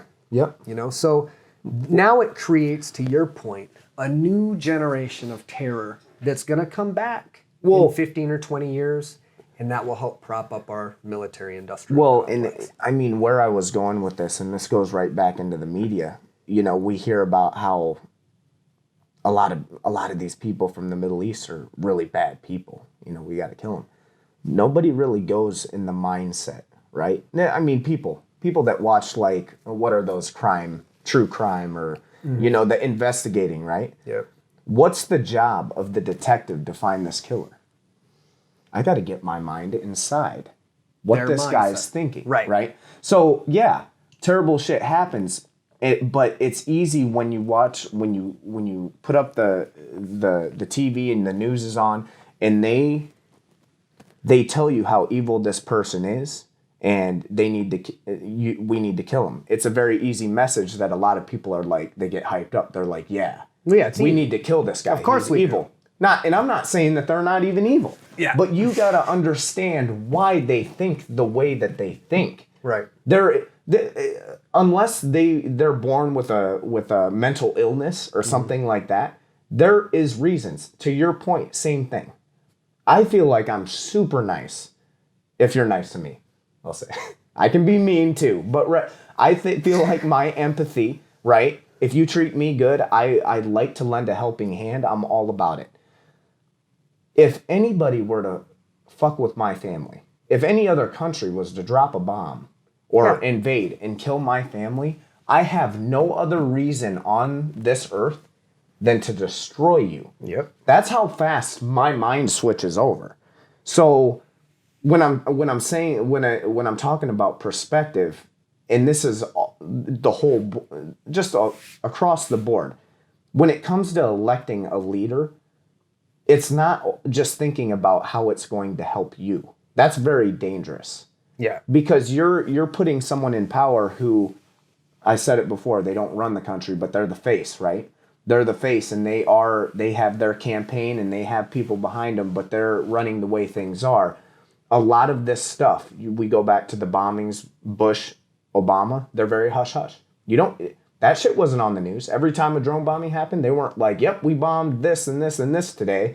This is your daily report. You know what? And there's a hypocrisy in that too, because when Bush was doing it, he was a war criminal. Yep. And I was going, Yeah. Yeah. That's true. Yep. That's absolutely true. The Bush-Cheney administration are going after people that have nothing to do with this war on terrorism, and they're creating terrorists. Yeah. So that in 5 or 10 years, our military-industrial complex will have a reason to stay there and continue to fight and make money for those motherfuckers. Yep. Right? So people saw that happening. Well, when Obama came into office, and a huge part of the reason that I voted for him in 2008 was, I'm going to close Guantanamo Bay. I'm going to end the unjust war on drugs, or war against minorities, as they would call it. I'm going to undo a lot of the horrible shit to minorities that the Clinton administration did. I'm going to end all the wars. I'm going to close the drone program down because it's unjust. He didn't do any of that. What he did by the end of his term, outside of make some good Sweet 16 picks, was a healthcare package that some would consider an abject failure.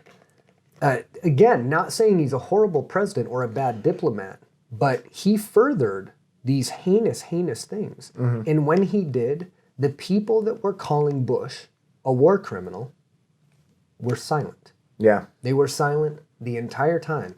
And whenever I would bring up one of those inconvenient truths, that's what we should call this fucking thing, people were silent about it. They didn't have anything to say. And when I brought it, like, Obama said tweeted some stuff the other day. I've been getting on Twitter, like it matters.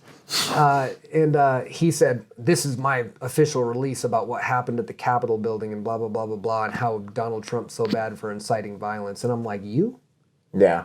You're gonna stand up on a podium and talk shit about violence? Like, I don't know that much about Trump, because when he got to the office, I stopped paying attention. I'll be completely honest. I did too. I went, okay. I checked out. Like, this is a joke, right? Yeah, I checked out.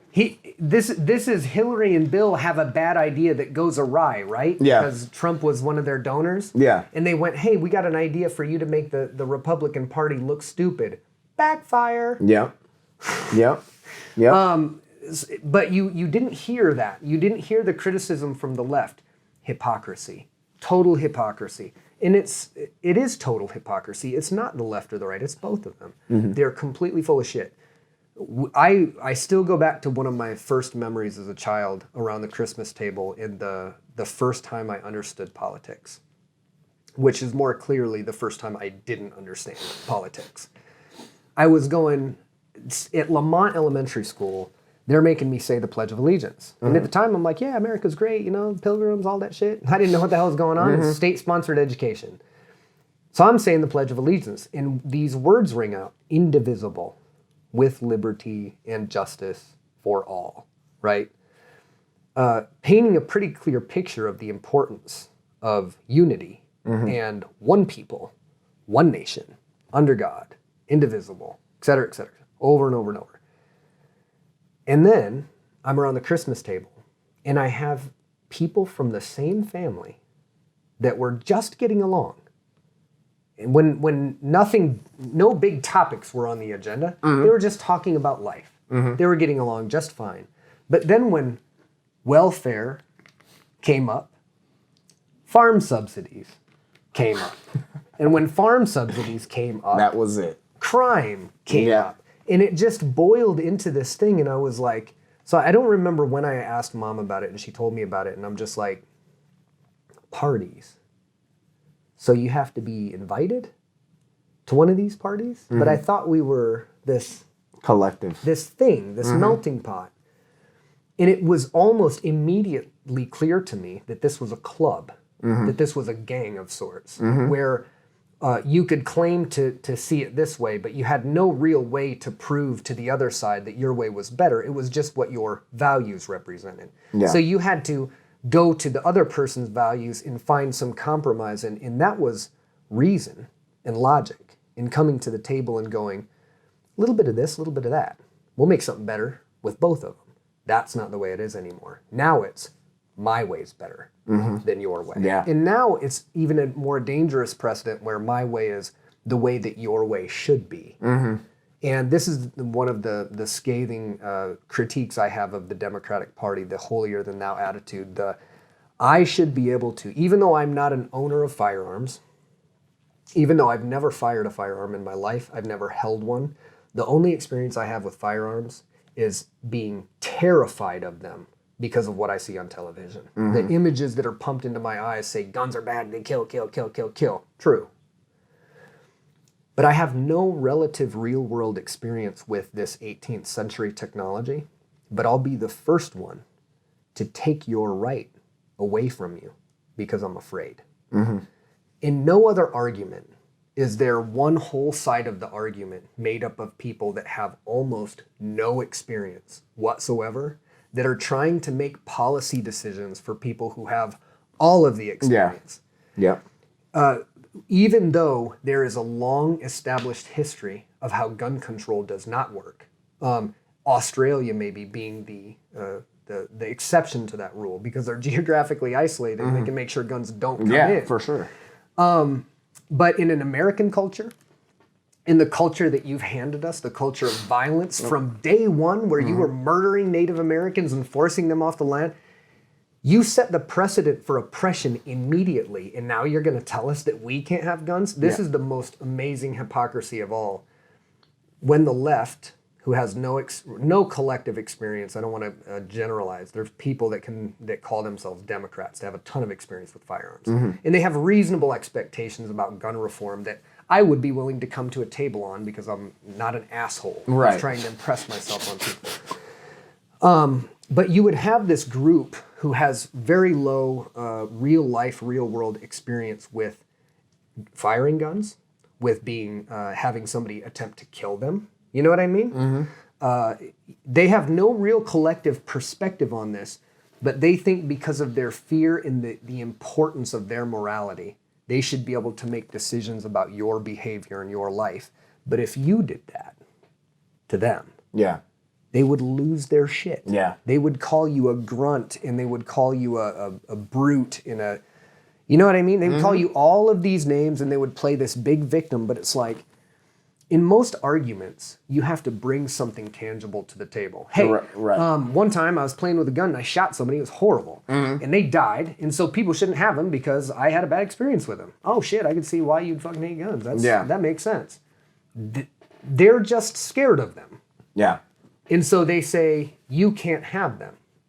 On the flip side, while they're saying this, while they're trying to do what they're trying to do, while they're trying to control my behavior, they're paying taxes to a regime that they know is completely and totally bought and corrupt.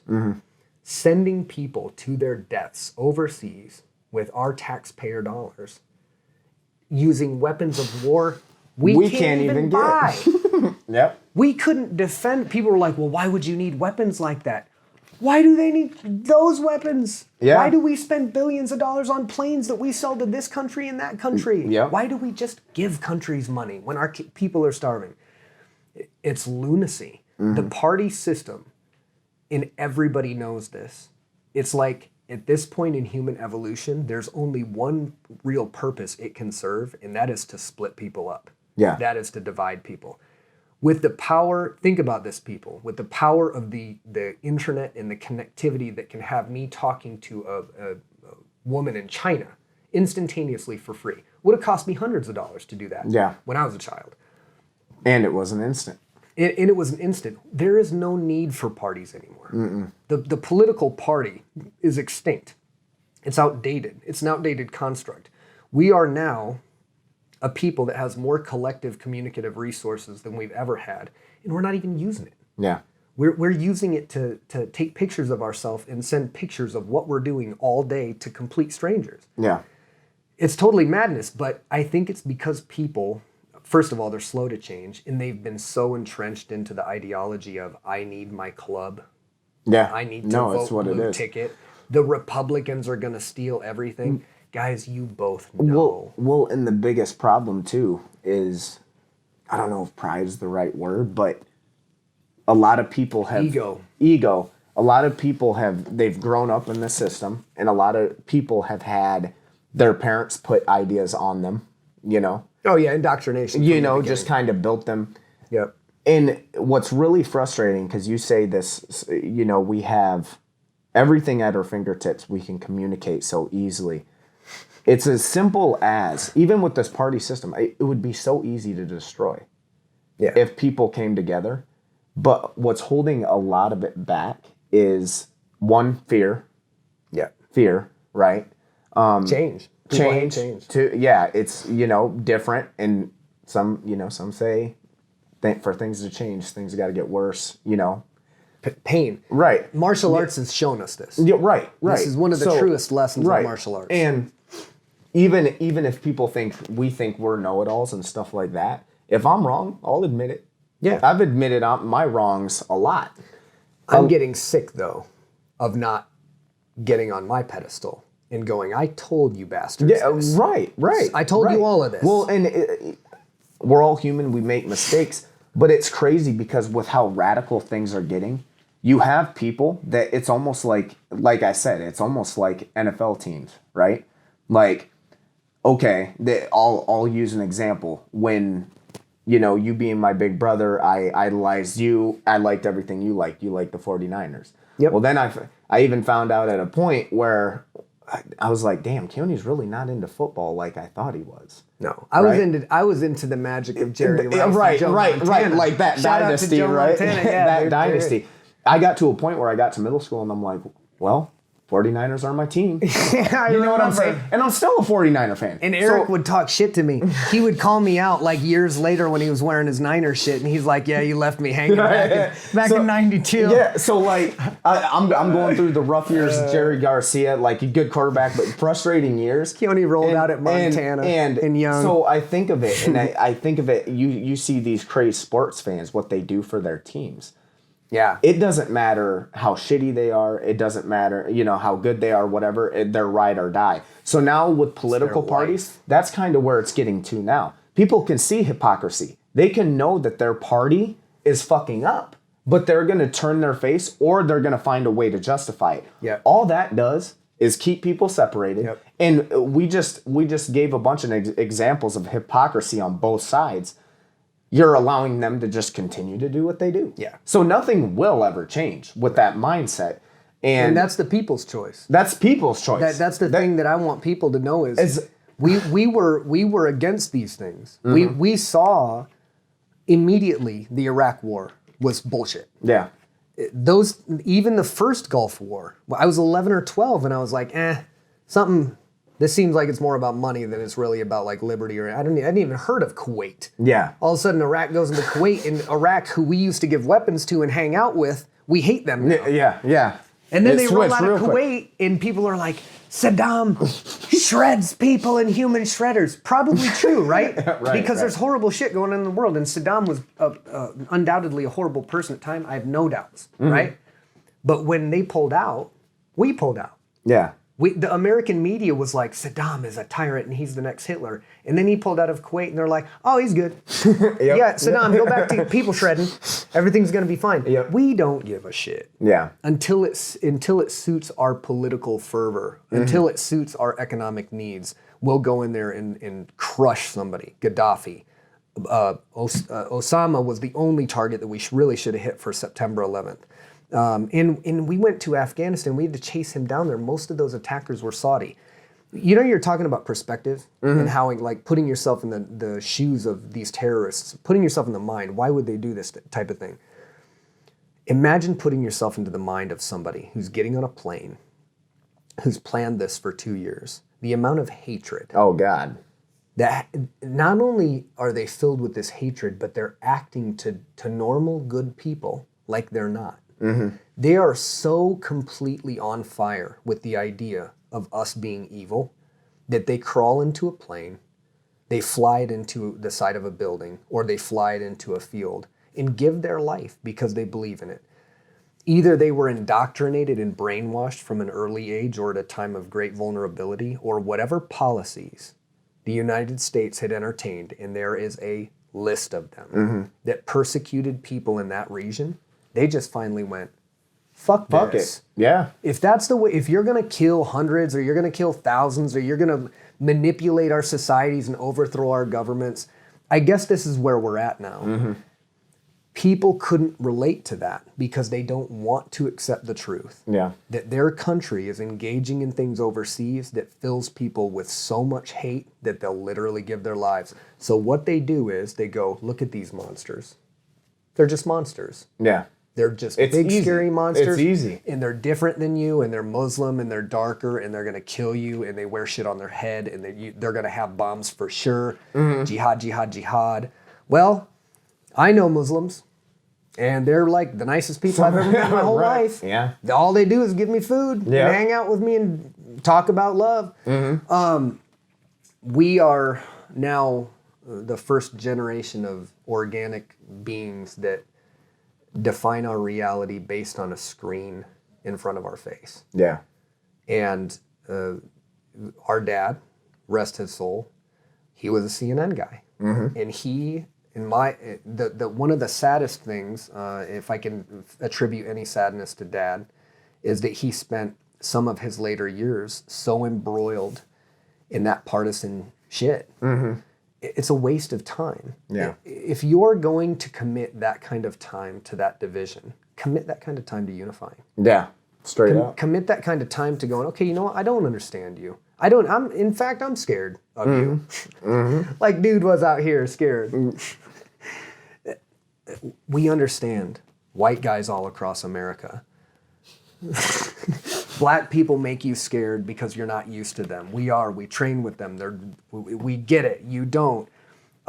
You can come to some common terms with each other and understanding, even if you're not exactly the same. And we knew this when I was a kid. America, when I was a kid in the 80s, we understood that racism was still a thing. We understood that the civil rights movement wasn't that long ago. That you had great leaders that were being killed because they were trying to get people to demand respect for themselves. Yeah. And we got along. Like, I remember the 80s. I remember the 90s, and I wasn't some nitwit kid. I was a kid of a hippie that was making me watch the news every single night. Yeah. And it was a better time. And it was a more unified time than it is right now. It hasn't ever been as polarizing as it's been right now in my entire life. No. And everything that I've ever read about history says that's bad news. So the United States, the people of the United States have to really pull their head out of their collective ass and just go, it's 2021 now. It's time to work together. Pandemics don't need to be about Democrat and Republican. Yeah. There doesn't need to be a race war. When I go outside and I deal with people of all different cultures and all different backgrounds all day, it's 99.9% positive all the time. Yep.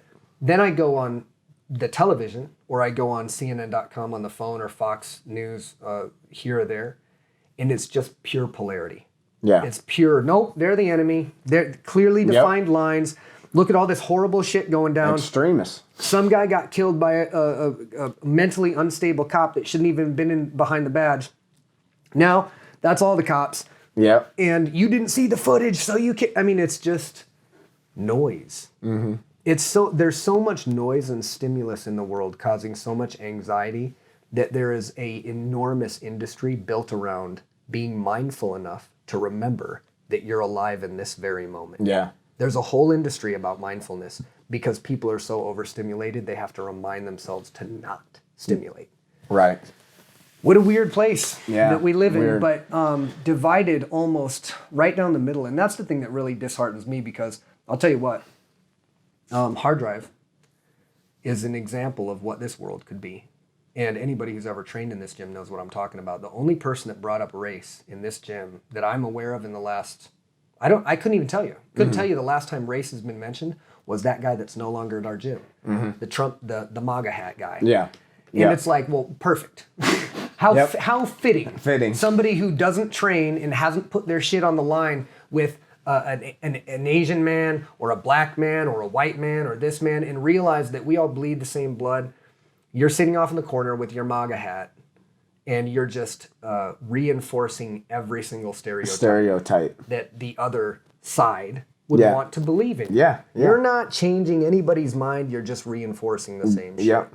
And that applies to both sides. Yeah. I think what we can agree on is there are no sides. At this point in history, there's people that know how to respect each other and how to get along and work together. And then there's everybody else. And everybody else, in my opinion, is the majority.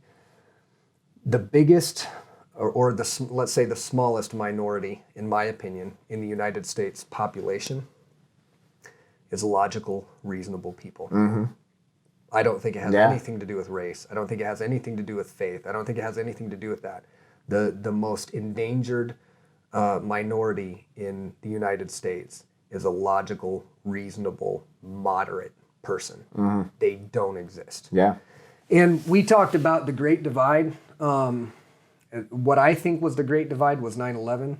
I paid very close attention to that event. The NDAA, the Patriot Act, all the stuff that came after that was very clear what it was to do. It was to make sure that they had more control of everything so these horrible things didn't happen again. Yeah.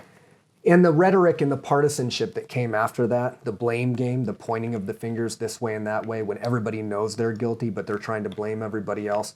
And Americans aren't interested in doing what's right. They're interested in winning a fight in some online forum so that they can pretend like they know what the fuck they're talking about. Yep. It isn't about going, yeah, okay, well, you know what? I'm putting myself, again, in your shoes. And now I can kind of see what you're saying there. I got to take a pause for a minute and I have to consider what it's like to live. People don't do that shit. Well, how fucked up is it, going back to that social media? You're talking about crazy issues, whether it's someone dying or, some massive conflict between one side and the other. And you have people posting shit intentionally. This goes back to trolling. Trolling, yeah. Intentionally to target that, right? To elicit a response. You're not trying to share a constructive idea. You're not trying to do anything. It's a personal ego thing, because even if you do truly believe the shit you're posting, you want backlash so you can have a reason to say something back. Yeah. And then go to bed at night, haha, I really told him. Who the fuck cares? How pathetic. Who cares? How pathetic. Who cares? Who cares about you? Who cares about your forum? Nobody gives a shit. No. Right? Well, that's why you're doing that. Right. But then you got the same people bitching about how government fucks them this way and the government fucks them that way and all this shit. That's why I said being quiet when this whole Capitol thing happens, because that's all my shit's about now. It's either one way or the other. And I'm like, you dumbass motherfuckers aren't doing anything. Like, this does nothing.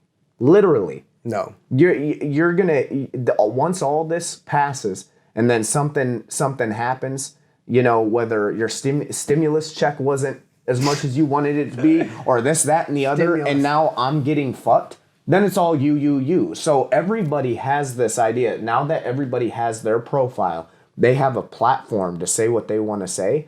It's literally gossip. It's all gossip. They want to, it makes them feel good. Just them. It's egotistical. So that's why even all this going down, even if I want to post something, because there's been a couple people, like I said, that I've sifted through, they've said some stupid ass fucking shit. And me, and you have to think. I'm like, should I?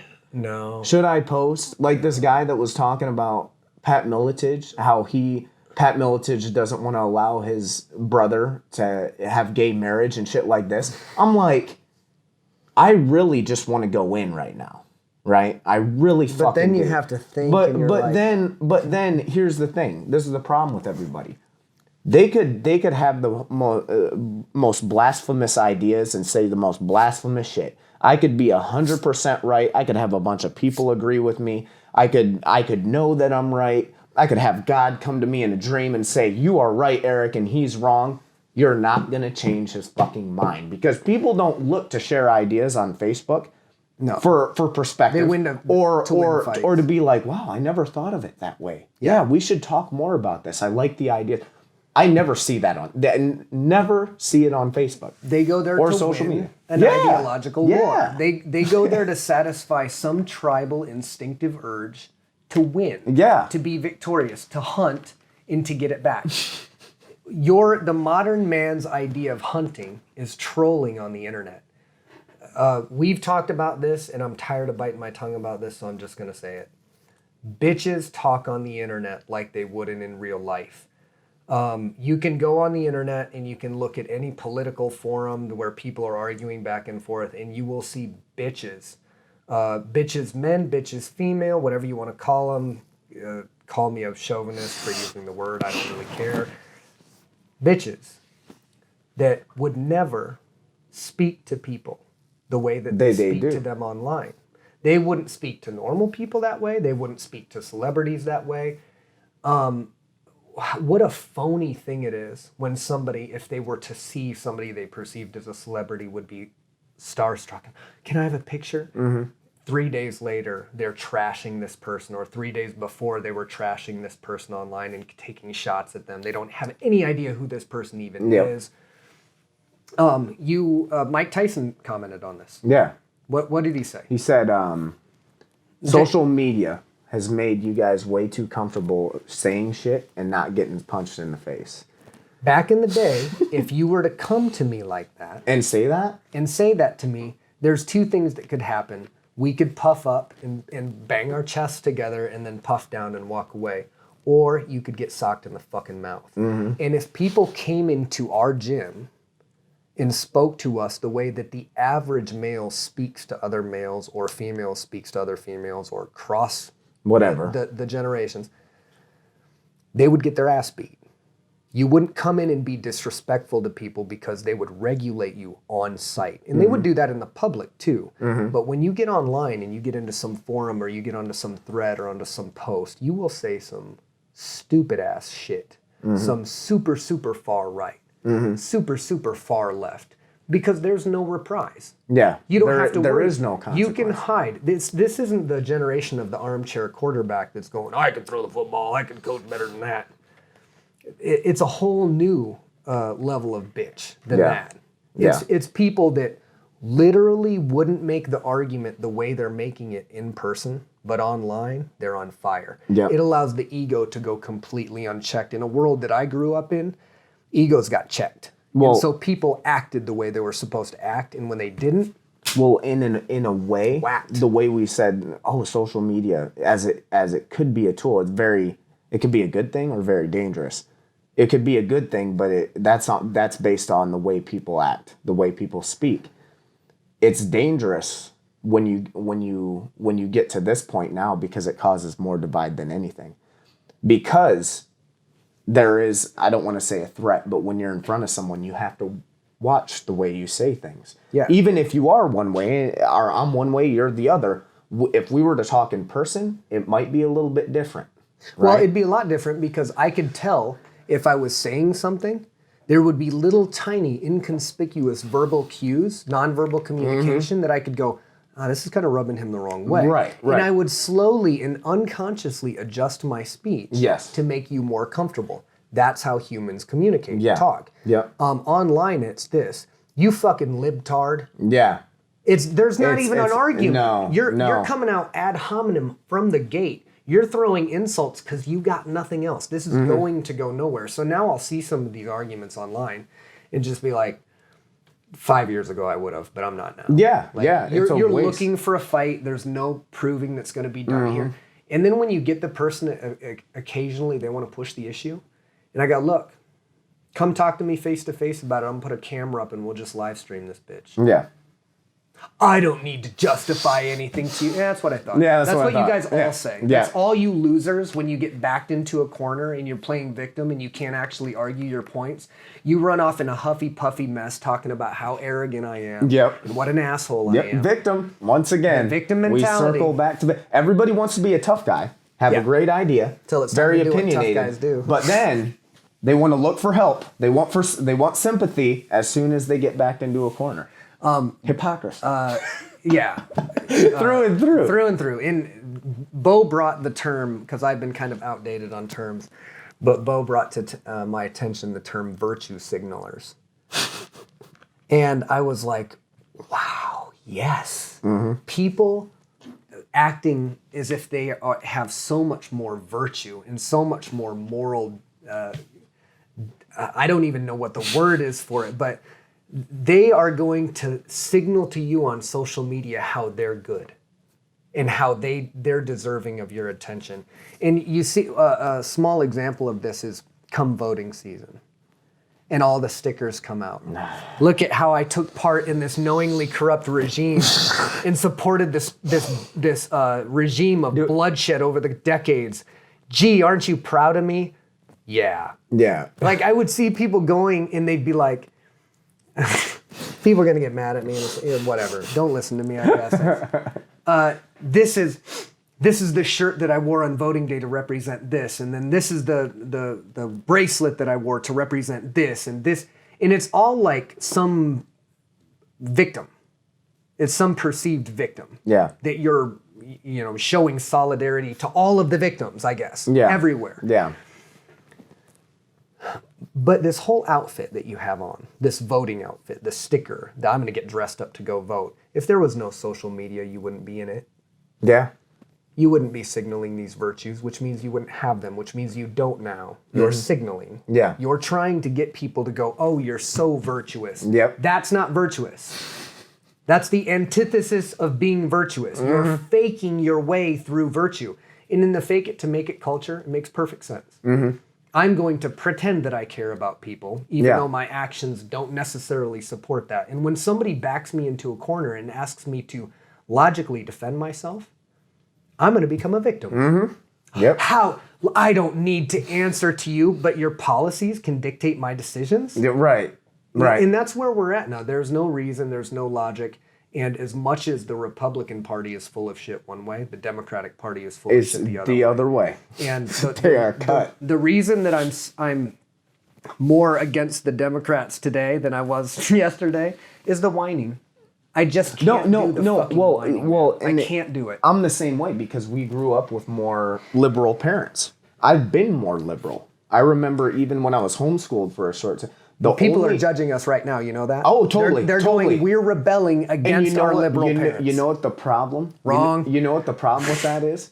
Because of all the substance we could have in this podcast, we're going to have people that don't listen to the actual thoughts we're trying to get through.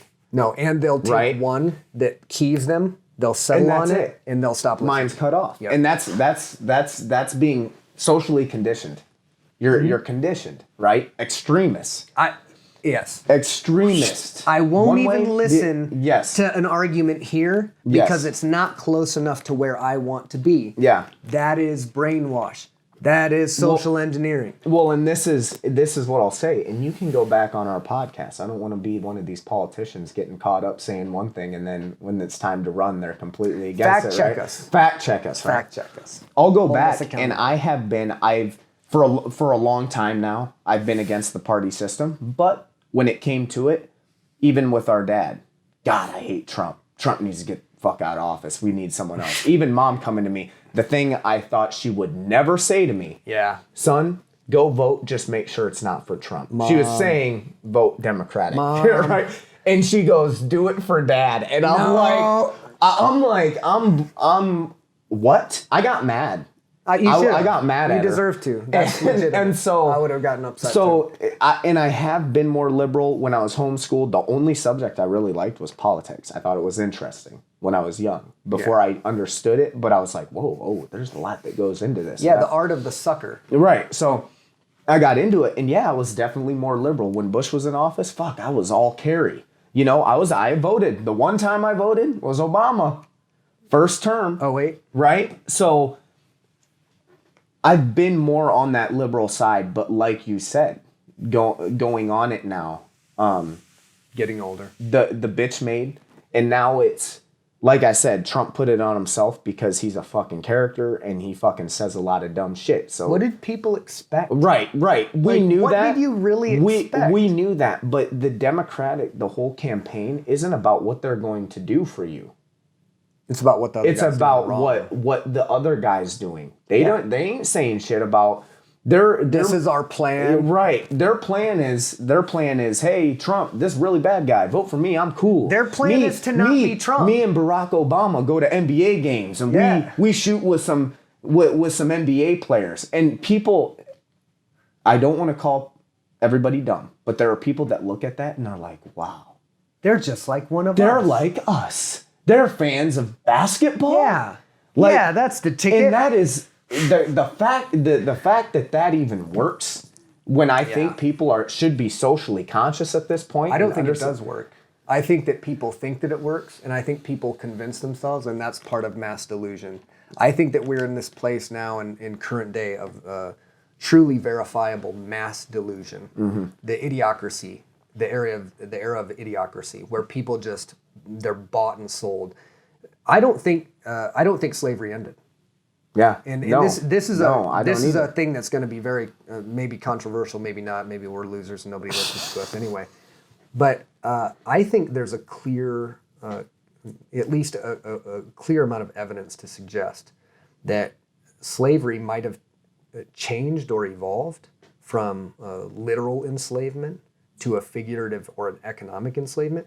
But when you look at the imbalance of wealth and how much a very small amount of the world has in comparison to the rest of the world, which is ailing, it's surprising to me that people don't make this connection more. When you talk about when the end of slavery happened, there was an amendment that said, oh, yeah, I guess everybody's free and equal unless you're a criminal. Yeah. And then they started arresting black people for committing crimes that they didn't commit so that they could just end up being slaves again and doing hard labor for the state because they're criminals. Then the war on drugs comes. Then the war on class comes. And now we have people of all color that are a part of this Federal Reserve fiat currency empire where stimulus, the word stimulus is like, oh, stimulus, that's good, right? Well, some stimulants are meth. Yeah. You know what I mean? Yeah. And this stimulus, what it does is makes all your money worth less money. Well, how does that work? It just does. It's supply and demand. You put more shit in, that shit's worth less because there's more of it. Very simple. Quantitative easing. When there's a big bubble burst in the economy and shit hits the fan, now the government and the Fed go, oh, we'll just stick some money in there. Yep. Oh, there's a housing fallout because a bunch of big giant banks knowingly fucked over the American people. I got an idea. We'll take money from those people they fucked over and bail them out. Even though they should go bankrupt, we can't let them go bankrupt because our economy will collapse. Yeah. So we're evil then. In order to keep this economy going, we have to perpetuate this bullshit that's not really good for society whatsoever. Everybody's aware of it. Everybody on the Democratic side and the Republican side is aware of money's influence in our political scheme. Lobbyism has been a term that I've known since I was a kid. And when I found out when I was a kid that lobbyists were essentially people that paid politicians to have their opinions in mind, I went, well, wait a minute. This doesn't sound free at all. No. This sounds like a bought and paid for thing. Yeah. And then you get into the arguments between the isms. The Austrian economics, Keynesian economics, the communism, the Marxism, the capitalism. None of the isms seem to work. They seem to be good in theory, but not in practical application. And I think it's because those isms are ideologies. They're restricted to the perspective of one person, one populace, or one culture at one time, and don't always identify and measure with everybody else. And in the same way, the Democratic Party and the Republican Party are truly just symbolic tribes. You have symbols, the ass and the elephant. You have colors. You have identifiable gang marks in these things. And you know that the original party, the Democratic Party, and the original Republican Party bear no resemblance to the parties we have today. In behavior, in how they conduct themselves. Conservatism spends trillions of dollars on war. That doesn't happen. That's not conservative. That's not conservative. What we have now isn't capitalism. What I thought was really, really interesting when I talked about Pat Miletich and his guilty by association verdict and being let go, which I think is a crime against liberty. I think it's political persecution, and I think it's intolerable. It should be against the law. When I said that, there were some people that identify as Democrat or liberal that said, well, that's capitalism. And I went, you guys hate capitalism. Right. You preach against the ills of capitalism literally all day, every day. And what we have is not capitalism. It's corporatism. It's an empire of a ruling class literally owned by bankers and corporations. It's not let ingenuity and struggle and innovation and competitiveness drive human advancement because that's how we got here. The people that complain about capitalism, whether they're Democrats or Republicans, they all stare into the phones that were created by capitalism all day, every single day. Yeah. It's ironic to me that capitalism created some of this technology that we now enjoy, like smartphones. Capitalism made that happen. And at first there would be people that would argue until they're blue in the face and go, yeah, but how many people died because of exploding lithium-ion batteries? The social justice warriors would be there. But capitalism would deliver this product to you, and then you would use this product to condemn capitalism or what you think capitalism is.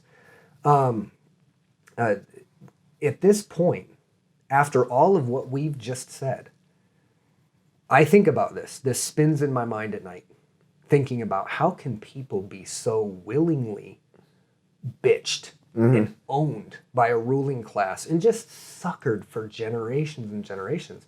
And then I remember most people have to work 40 hours a week. They don't have time or energy to even think about this shit. And you and I will think about it because our parents cursed us with these minds somehow. And we'll stay up into the wee hours way later than we should be contemplating why aliens haven't came down and taken us away from this fucking place, right? Yep. But most people just go, I'm too tired, man. Yeah. I can't think of this shit. I don't got time. I know it's all corrupt. I'll even admit it to the people. But I'll still, because I have no sense of self-worth or value or fulfillment in life, argue till I'm blue in the face in defense of a party I know historically documented has been full of shit the whole time. To me, that's madness. It's madness and it's frustrating. It's so frustrating because you feel like you live in a world that's isolated and completely from the furthest reaches of reason and logic. And personally, myself, I feel like I'm slipping further away from that. Oh, yeah. I feel like the reason and logic is absent. I feel like hypocrisy abounds. The same person on one note that's talking about the ills of capitalism is championing for capitalism because it fired Pat Miletich from his job. Yeah. Only because in this specific instance did it serve you. You went, oh, capitalism. And hopefully there's a guy actually that said capitalism. And I like this dude and he trains with us, so hopefully he doesn't take offense by it. But the hypocrisy wasn't so much about him because he's a fairly balanced person regardless of his beliefs. But it is the kind of the party as a whole. The people that would identify with liberalism as a whole would go, capitalism is the great evil. And it's like, no, you may be preaching that somebody else's idea is evil in itself. Yeah. Not that idea.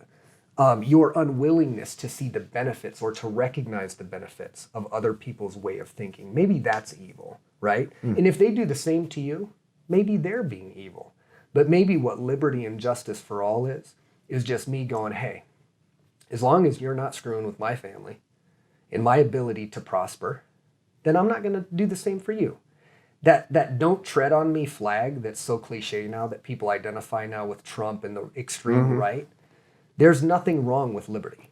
There's nothing wrong with going, no, leave me alone. I'm going to go out here and live in the woods like a hermit. I shouldn't have to deal with your shit. And you do the same, and I'm not going to mess with you. Don't tread on me. It's a very, very simple message. But all of these messages have been kind of lumped together with symbols and ideologies. And people are willing to die for them. They're willing to kill for them. And it goes back to that state-sponsored indoctrination that I got at Lamont Elementary School with the Pledge of Allegiance. First of all, why am I pledging allegiance to a cloth? Isn't it supposed to be the ideas? Didn't our forefathers tell us to be very wary of this? And to say when that cloth no longer represents liberty, you need to take it down and replace it with something else. The tree of liberty must be refreshed from time to time with the blood of tyrants and patriots. Well, we're way past that time. You know? So it shouldn't surprise people when patriots' blood, young women who've served overseas blood, isn't pouring into Capitol Hill. And it should be a lot bigger concern for people than just winning some political war. I feel like our nation is on the verge of collapse, and this is nothing we didn't see coming. You know, we conspiracy theorists, right? But it's crazy. It's crazy. Even 2020, everybody's like, God, 2020 is such a crazy year, and it's not. I'm not Nostradamus. I didn't say 2020 shit's gonna go down, but I said shit's gonna get weird. 2020 came around, and it's funny because I saw a meme, and it was it was like it had 2020 above this guy, and then it was a guy handing the other guy a beer, and it said 2021 after all the shit. We're not even out of the first month. And he's like, here, 2020, hold my beer. Right? Like, people acted like it was just, oh, it's a year, almost like a curse. And I'm like, no, shit's going to keep going. COVID wasn't a 2020 thing. COVID's going to be a thing that continues. It's a part of our It's going to culture keep now. going now. Yeah. And I wanted to say this earlier. I'm glad I remember. I don't want to act like Nostradamus, but I promise you, this stuff on Capitol Hill, this shit going down, once this settles, COVID. Oh, yeah. Coming right back. There has Just to be... like it happened with the Black Lives, the riots. Yeah. We forgot about COVID. COVID's coming right back. It should be noted that during the protests, the nationwide and worldwide protests, nobody was wearing masks. Nobody was reporting on COVID at all. No. Complete and total polarity and shift in reporting from COVID to the Black Lives Matter marches and movements, police brutality. And then, like, literally, like clockwork, in about 3 to 4 weeks, it just went. Yep. Disappeared. Yep. And there were still civil advocates and people out there speaking on this and trying to still push change, and for sure. But what the mass media did is it proved that it can make the whole public its bitch in like Straight 24 up. to 48 hours. Straight up. Hey guys, new topic. Check this out. Be enraged about this. And of course it's enraged. We now are watching people being murdered on the street. Mm-hmm. It's going to piss people off. There used to be some kind of what Brent Stepanek would call couth about these types of things. And there's not. Now it's people, now you can't say certain words because a party will go, oh, I'm so sick of hearing that word. But sensationalism is a word that you should hear a lot because it's what you're seeing. Mm-hmm. You're seeing a result of sensationalism. You're seeing a result of sensationalism in our media, in a lack of journalism, a lack of unbiased journalism. The thing that's more scary to me than how completely full of shit our media is and how completely not news it is, it's not even like the journalism of the past, ABC, NBC, Walter Cronkite, there was bias there. Yeah. But compared to now, it makes me sick to look at these pages. Yeah, it's so... I look at them and I go, how can Americans be so stupid that they believe this drivel, this trash? If you go to CNN and you see Trump, in all of these headlines, what do you think that tells you? Do you think that one of the biggest media outlets on the entire planet Earth, with more capability and more resources than almost anybody, doesn't have anything else in the world to report about except for a bunch of people's opinion about one dude? Mm-hmm. Yeah. Suckers. Well, it's crazy because, like you said, it's you don't have to watch it for an hour, half hour, 15 minutes. You realize this is someone being unbiased. If you go in and you watch, if you were to watch both Fox and CNN, you would find out within 5-10 minutes how biased these are. How clear cut. Like I said, they don't even try to hide it, right? It's not like it's almost an insult to American people, even though it works. It's an insult that they think that they can go about the way they can press this idea, or they can, the journalism, right? They can talk about it, but it's so biased in one way. It's so clear cut that they are attacking one person or one party. And the fact that we're still here and this is still happening. Yeah, and you know what I'm saying? Let's offer a challenge to people that are still there. They're still listening. They're still with us. Damn it. Just hold through. Here's a challenge for you. Go to CNN, go to Fox, go to Al Jazeera, go to MSNBC every day and spend 2 minutes just scanning. Don't click on it. Just scan for 2 minutes what you see. Maybe even take notes visually. These are the images that Fox News is putting on. This is the images that CNN's putting on. This is the congruency that I have between their two stories. These are the facts I know. If you do this for Monday through Friday, and you just, maybe 10 minutes of your day? Mm-hmm. Bouncing between these different sites, just going, oh, Trump channel. Mm-hmm. Oh, Biden channel. Oh, Hillary channel. Yep. Within 5 days, you'll understand how you're being brainwashed. In the depravity, in the level that it goes to is absolutely, for me, it's so unimaginable that, like I said, I physically sometimes feel almost queasy knowing that hundreds of millions of Americans look at that and go, that's reality. Yeah. And these opinion articles are what I feel and what I believe. Not because it's true, not because I fact checked, not because I went to the sources, not because I did this, but because this channel that I identify with my ideas told me so. It's terrifying. That's not a free mind at all. No, it's an enslaved mind. It's an enslaved mind. And people used to talk about this when television became more pervasive in the American family, when kids started sitting in front of the light box, and they're like, guys, it's called television programming. Yeah, programming. It works two different ways. You have to acknowledge that. One set of people program what they're going to put into the TV. The TV puts out the message to somebody else. And on the other end is a signal being received by human eyes, interpreted by a human brain. And that human brain is actually active and working in the world. So it's a reflection of who we are as a people, but it also influences us as a people. And now we don't have to go to school for 7 or 8 hours and interact with each other as brother, sister, friend, foe, bullied. What we do is we disappear into this place online. That's where we live. That's where our existence is. That's where our reality is. And kids nowadays have their phones with them all day. They can't even go to school. It's you crazy. You can't escape the screens. My own children are guilty of this. I talked to Peyton. Actually, what time is it? 12:30. Happy birthday. Happy birthday, Peyton. My daughter turns 18 today. God, that's wild. I remember holding her when she was born. I was younger. I was 14. 18 years old today. 14. My daughter is a legal adult today. So I'm old as shit. But, you know, couldn't ask for a better daughter. Peyton's, you know, she's enough to make me completely stop thinking about the divisiveness of our country. Yeah. She's amazing. And I've been really, really lucky. So happy birthday, babe. Can't wait to see you. Let's talk about that. What a horrible world. What a scary world to bring a child into, and to know that my generation and maybe our parents' generation too just completely dropped the ball and let us slip into this murk that we're in now.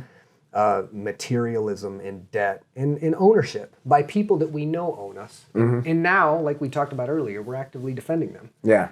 In one of the most, if that's not a testament to how divided our country is, when the slaves, the figurative and the literal, are defending the slave owners from attack from whoever. Yeah. Instead of banding with them and going, you know what?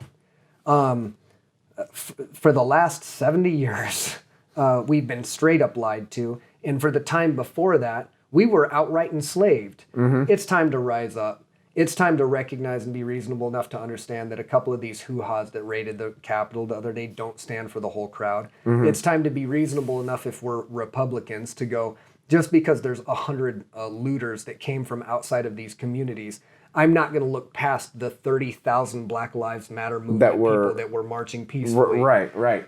There has to be some elevation in our consciousness and in spirituality for a certain. Mom used to talk about this all the time. This is a spiritual war, and I was like, Mom, no, it's not. Right. And I was thinking too simply about it, but it really is. It's a matter of like humanity. Yeah. You know, Well, what going, makes us human? You're a human being, right? And I can't treat people in a certain way.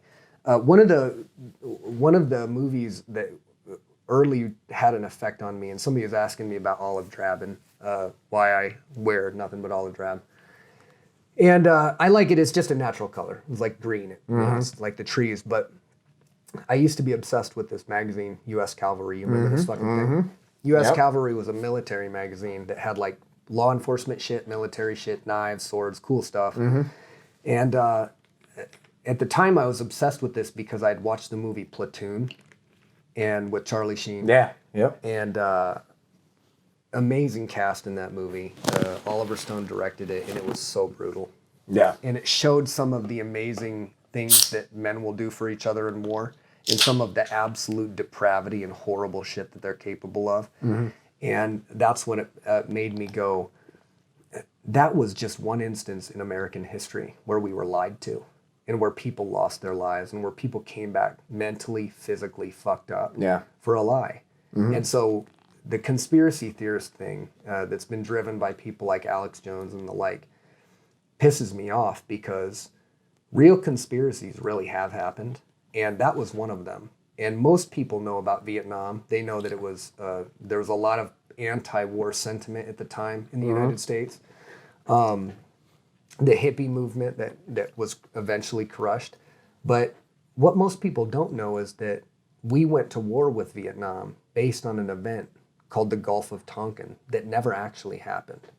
We reported that we were attacked by somebody in Vietnam, by a boat. And when they went back and looked at the actual official records and they interviewed the people there, they said that they were never fired upon. But that's what was reported in the news. And as soon as that was reported in the news, it was just a shoo-in. It was easy to sweep into military conflict. They made it up. Yeah. They said that they were attacked, or they had to return fire for an event that probably never happened, or didn't happen the way they said it did. The first, or not the first, but definitely one of the big false flag operations that's happened in American history that gets completely forgot about. Somebody was telling me, and I don't know if this is confirmed, but the oil fires that were set in Kuwait in the first Desert Storm.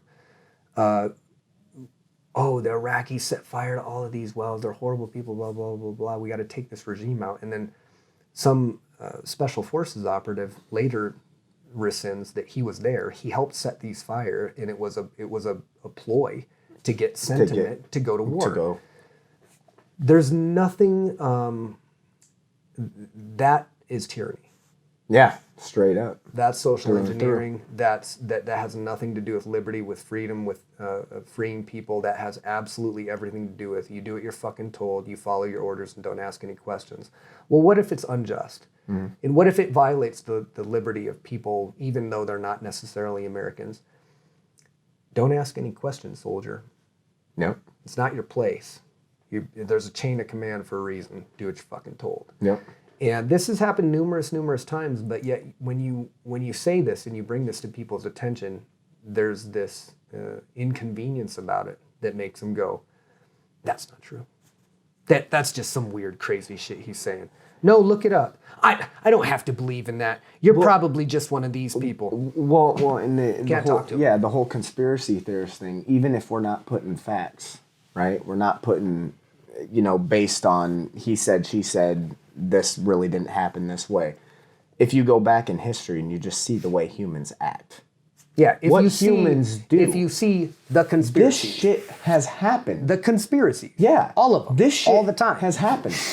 Not only there's been shit. People are corrupt. You give people power. Absolute power. It corrupts them. It corrupts them. Yeah. So fact. People act like they be, like I said, you're copping out if you think that higher up in governments don't do shit like this. It's a cop out. If you shut that off and then you're gonna label somebody, and you're not saying conspiracy theorists in a good way, you're trying to slight to demean people. Oh, you're crazy. You're naive. You would believe anything that you're told. Yeah, and you question things, and it's like being a conspiracy. Even the whole idea of this podcast. Podcast ain't about we want to make a bunch of money. Oh, the route to making money is doing a podcast. No. My whole... I hope so. Right? I'm not going to lie to you. I'm not going to throw corruption to you. If this blew up and made me money, fuck yeah, I'd be happy. But I do good things with the money, I'll tell you. But it goes back, and this goes back to when I was a kid. And my mom asking me... and it just happened recently, and one of the only times I got mom stumped. Because we got in an argument, and she's like, well, what are you doing? What are you doing to help if you believe this? What are you doing? I'm like, Mom, trying to cast judgment on you. Yeah, I'm trying to spread a message, right? Knowledge is power. I've said this in previous podcasts. So even having a podcast like this, opening minds, right? Like not trying to judge people too hard, right? It's hard sometimes. But not trying to make anybody not feel like an idiot, but just kind of enlighten, open the mind up a little bit. Because if anything saves people, and this is on a larger scale, this isn't even with our country right now, with what's happening on in our country right now, and shit that goes on in other countries too, people are divided everywhere, right? On every turn. Everything. The big picture is, when it comes down to it, survival of the human race and how long this, and I've talked about this before, I try to think bigger picture. That's always been... The biggest picture. The biggest picture. It's always been like my mindset. I feel like we're at a point now where we're socially conscious enough that we're like on that right on the cusp of transcending. But what's holding back is still the prime. I don't think people think of it as primal, but really it is. I go back to social media, feeding ego, making me feel good. What's the drug? Social media being a drug. Yeah, right? If you're a cokehead, do coke, it's going to wear off. Going to need more coke. Well, it's so powerful because it's like belonging. Right. It's acceptance. It's an society. Yeah. Yeah. But people say that and they go, well, people are more connected than ever before, but that's not really true, is it? Because they're not connected. No. They're actually deconnecting with the guise of connection. Right. You know, as a saving grace. Oh, I'm so connected. I'm interconnected in the highway. Why is mental illness the way it is? Yeah. Why are people killing themselves? Why are there more people killing themselves now because of COVID restrictions and nobody's talking about it? Mm-hmm. Where are all those humanitarians? Yep. The bigger picture, the biggest picture.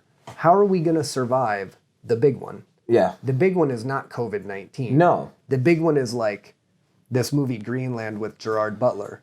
There's going to be some cosmic celestial body someday. Yeah. Whether the sun blows up or whether some celestial body comes down like the dinosaurs and wipes everything off the map, something's going to happen. We are a conscious race or species that can go amazingly. We know that. Yeah. We know our doom. If you just understand that we understand our mortality, that in itself is mind-boggling. If you understand anything about science, which I think I know that much of. Well, and that's going back to primal days. You understand why it's needed. It's living in the here and now. I need food. I gotta hunt. If I don't eat, I'm dead. You don't know. You really, at this point, we don't know. We're a rock floating through space, and we don't have the science. Like you said, we don't have the consciousness, the predictions, the tools to do the things that we do now. We have all of that. People. We're at a point now, and a good example is that show, 1,000 Ways to Die. You remember that show? Oh, yeah. Ways people have died where you're like, what the fuck? Like, how's that possible, right? Chance. How fragile life is. Like, fleeting. How crazy it's the thing. It always scared me, even when I was a kid, it scared me. And it still does scare me in a sense. Brain aneurysm. Yeah. Dr. Dre just had an aneurysm. Yeah. Like, so you're meaning to tell me I can be healthy and just something happens, I'm dead? Yeah, you know what I'm saying? Like, it's so fragile. So people having the conscious we have, we know variables. We know of space. We know we are very small. We know if anything came out of space, our sun fucking exploded, died out, or something rocket hit, something went off course. I don't think people realize how much rock is just fucking hurling through space. That's what space is. It's just rocks hurling. Rocks hurling everywhere. And we're just lucky we're small enough that the chances of us getting hit are very small. But the point of it is, not our lifetime, maybe not Ronan Payton's lifetime, maybe not their kid's lifetime, but our consciousness, our survival has gone further now. It's not just for our generations, it's for our entire race. Because if our race is wiped off and it completely extinct, what the fuck was the point of all the shit we did? We hated each other, we killed each other, we enslaved each other. What was the point of all of that if we don't continue to exist? So there's no lesson learned. There's nothing. Yeah, it was all a of waste. the suffering It was a waste. was a waste. It was a complete waste of time. And people, once again, deemed as crazy. Well, that won't happen in my lifetime. Think of all the shit I just said. Think of the asshole you are. Yeah. Oh, it's not my lifetime. Goes back to what I said about politics. What I said, everybody is so self-deluded and they think about themselves. Yeah. Right? Me being a human, I'm happy I'm a human and I'm conscious, I can think. We can have this talk. The fact we're having this talk. If we went back and had this talk fucking 500 years ago, people would be like... they wouldn't even know what you're saying. They wouldn't even know what that... It would be fucking gibber. It would be some other fucking language, right? They try to burn us at the stake. Right? Witchcraft. So, like, the fact we are here, it would be such a travesty if we got to the cusp and we just got rejected. But at the I've same... thought about that my whole life. Right? The bigger picture, we've talked about it. Like, the sadness, what if, the sadness of all of this grandeur, all of this greatness, all of this beauty that we can see and perceive and be conscious and aware of, and then it's just wiped off. And because of our own self-absorption, we can't even prevent our own extinction. Yeah. It's the saddest tale that ever was. It's not a tale of redemption. Right. It's not a tale of, oh yeah, billions of people suffered in horrible agony for fucking centuries in ways you can't even identify with. Too bad. Well, it's kind of analogy you use that I still like. Preparation, right? Everybody likes, and this is also it. This goes to the big picture. Preparation. People are there's a lot, not everybody, but a lot of people that prepare for themselves in life. Well, I'm going to make sure I'm building my credit for my future. So when I want to buy a home, right? Yeah, you're going to die. There's all these things these people do, and they talk about building or preparing, right? For tomorrow. For what's next, right? Mm-hmm. So people have that step when it comes to them.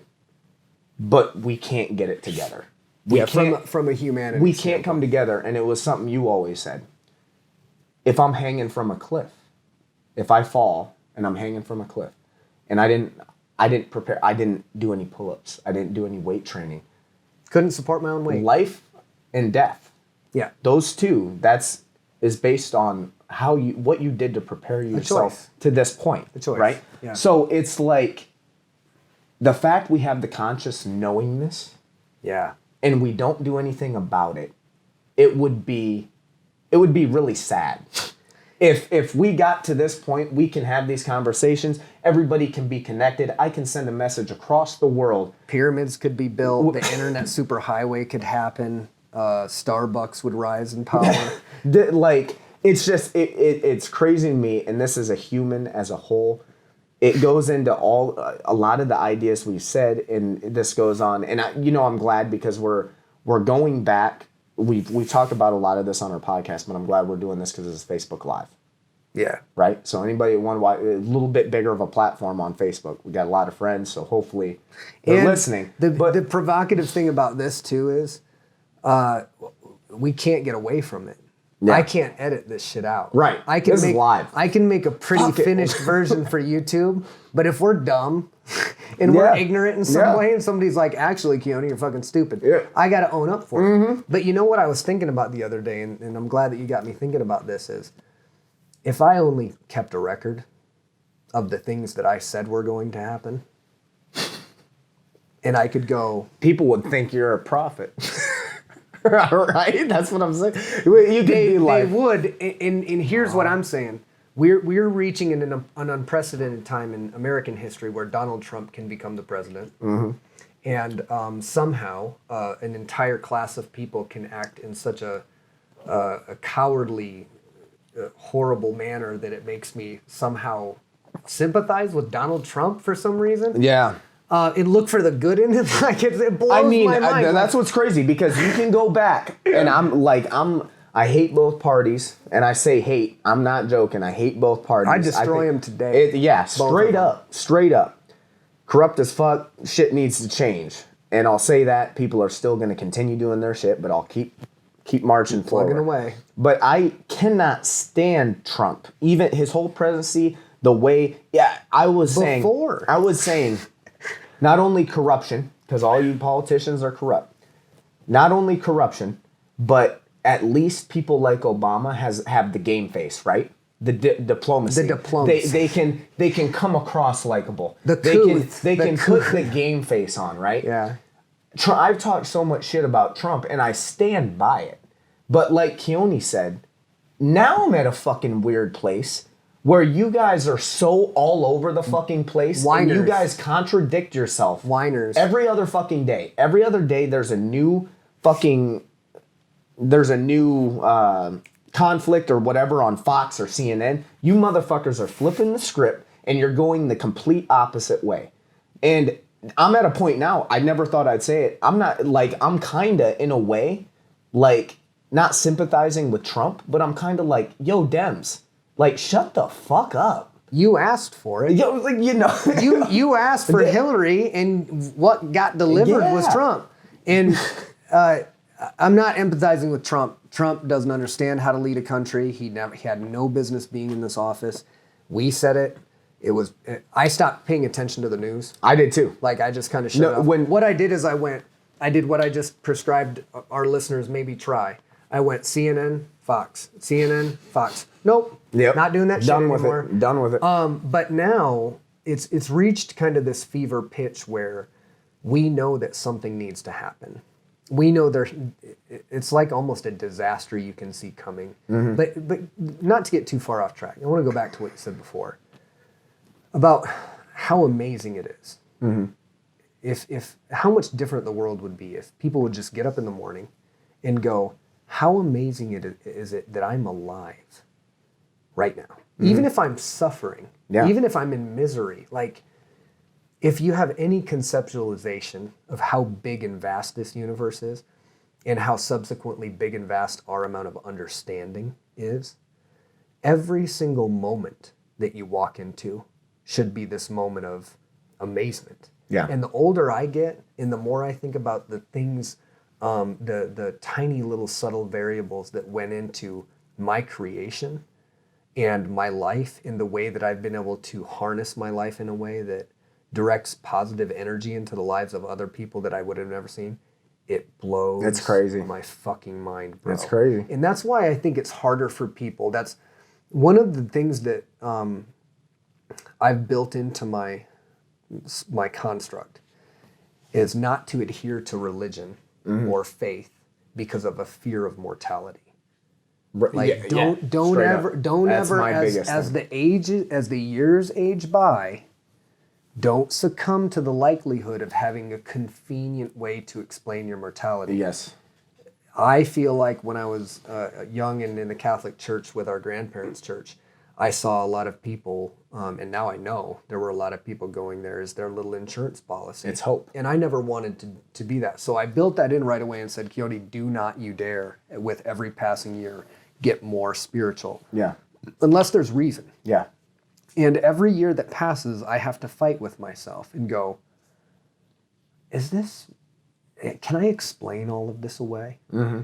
I don't know if I can or if I even need to, but it gets more difficult with time. Yeah. And I can see how people would, as they age, get more conservative. Yeah. We talked about this because as you age, you see shit go south. Yeah. Yeah. It's very easy for young people, like myself at one point, to have this idealist view of a utopian dream. Mm-hmm. And I think, for the record, I disagree with the people that say it can't be done because it's never been done. When I talk about world peace and I'm a kid, I have adults looking at me going, that'll never happen.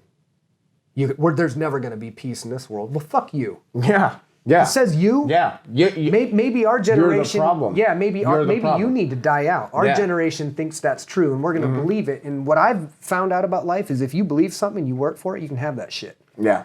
But so many people now have been convinced that that they should be absorbed in themselves, but they have no real value of self. They don't understand. I don't think they get up every morning and go, I'm truly a miraculous creation. Mm-hmm. The window of opportunity that scientists think that life might be able to exist in the universe is tiny, and it's at the beginning. which Yeah. means that if the universe is what physicists and scientists think it is right now, we are just at the very fucking beginning of the universe, and what comes to pass later is not pleasant.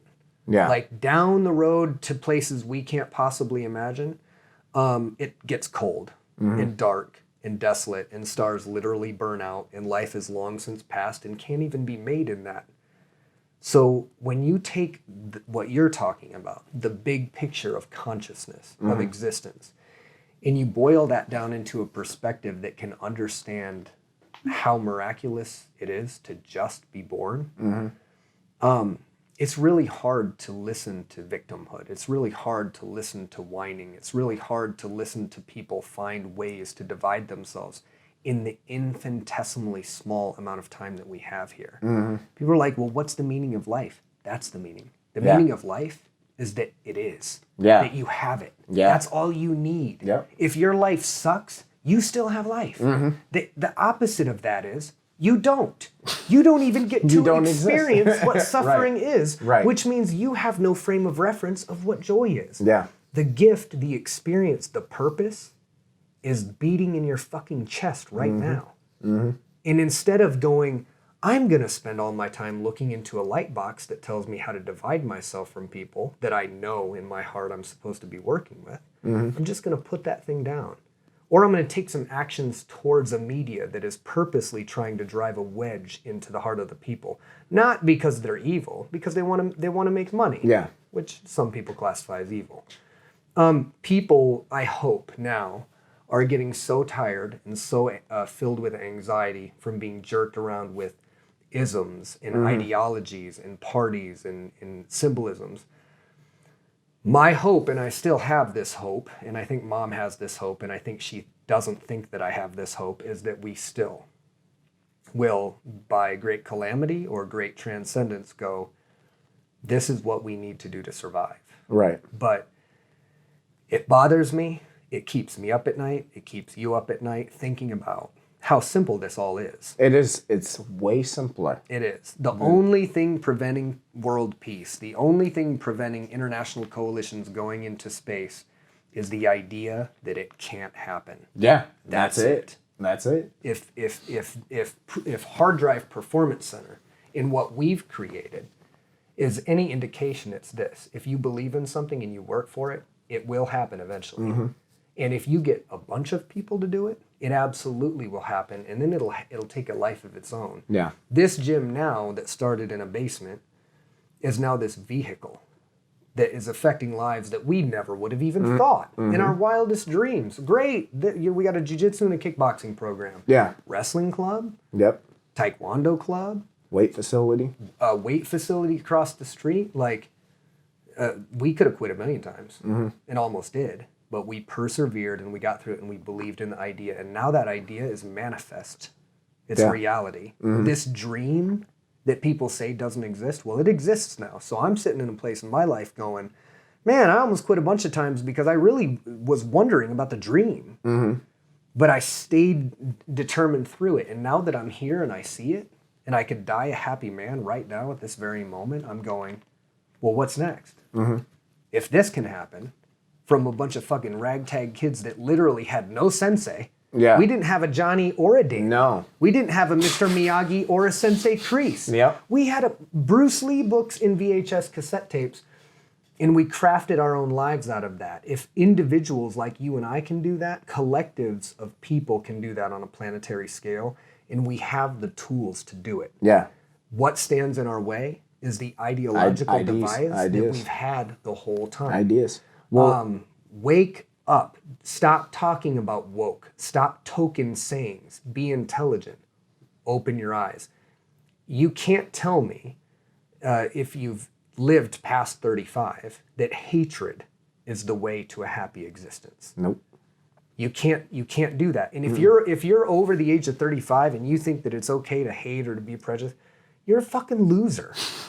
You're a loser, and you probably have a very small group of friends and they all think the same shit, and the only reason that they're friends is because they're the only ones that think that stupid shit. And eventually your ignorance is gonna die. There's so much more to be gained from connecting with people and going, oh, like, yeah, well, I was scared.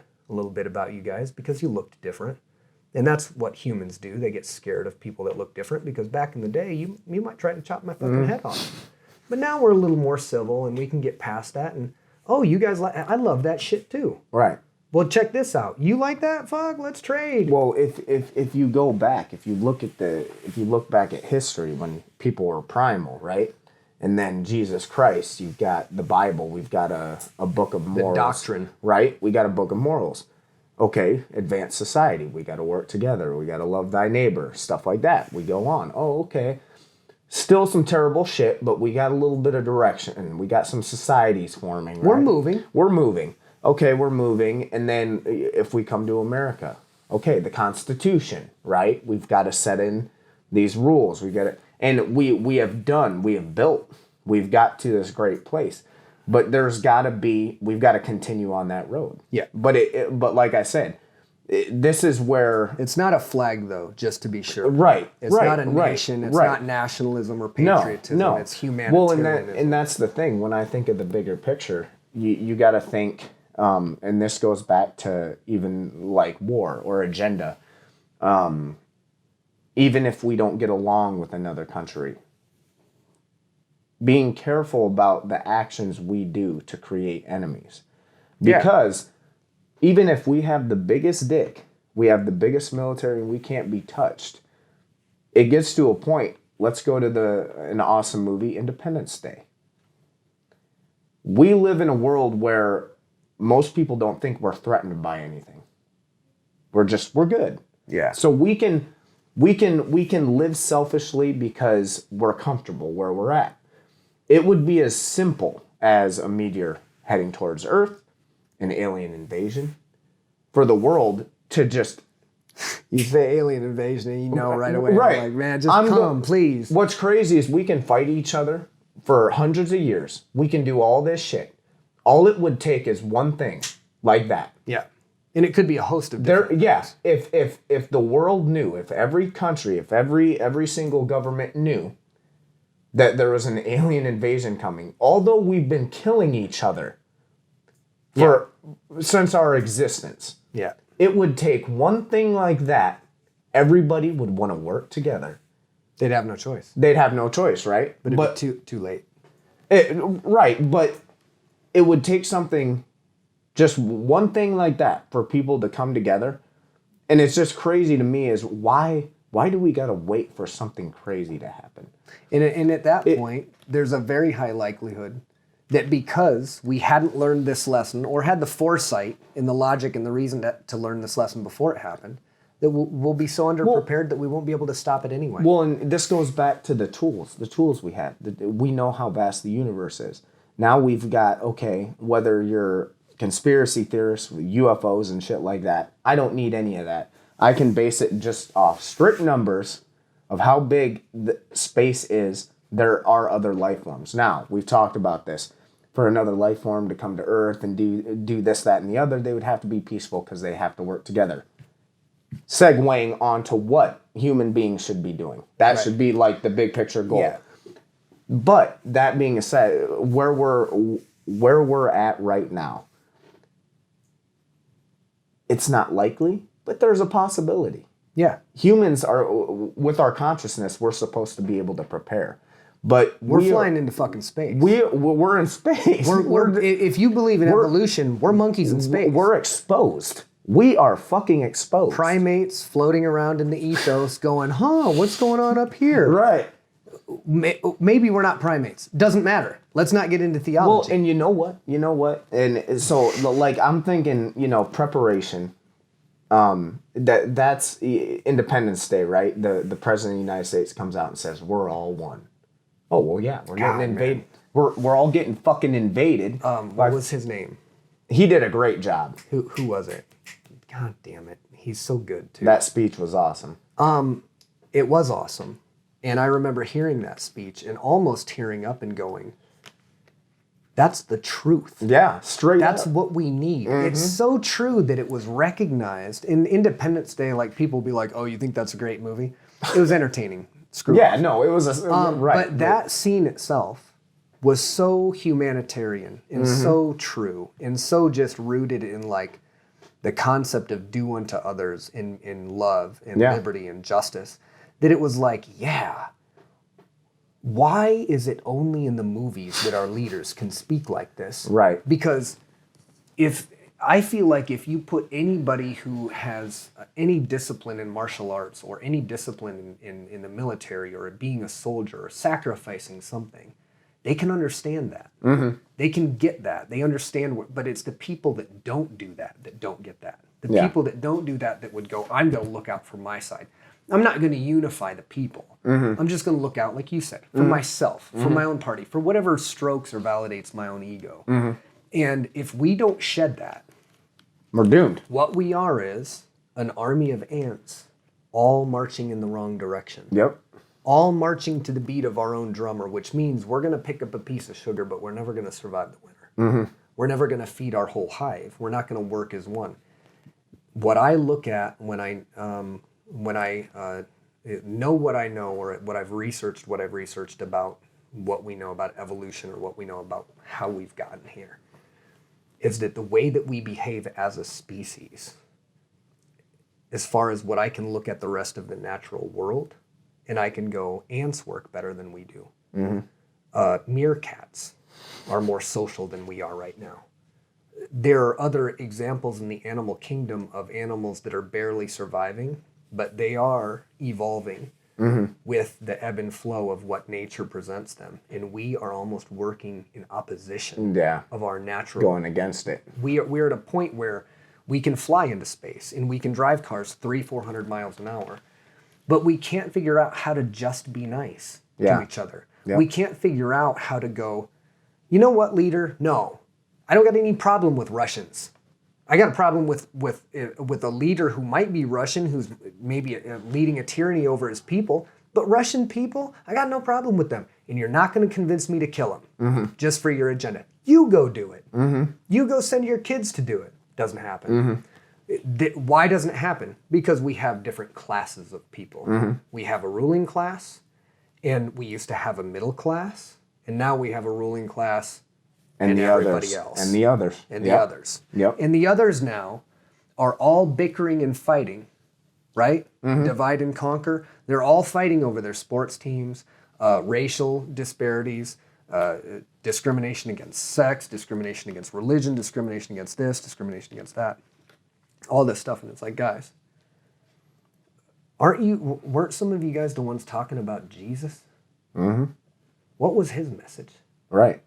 I don't need... And I felt like it was pretty fucking simple. It was pretty clear, right? Right. This guy, people hated him, and he's like, in a nutshell, don't quote me on this, please, Christians. Hey, no, yeah, it's cool. I understand you. I still love you. And God Right. loves you too. Right. So if you kill me and strike me down, like, that's a bummer, but, you know, it's all good, and we're Yeah. going to have to answer to him, so... Yeah. Yeah.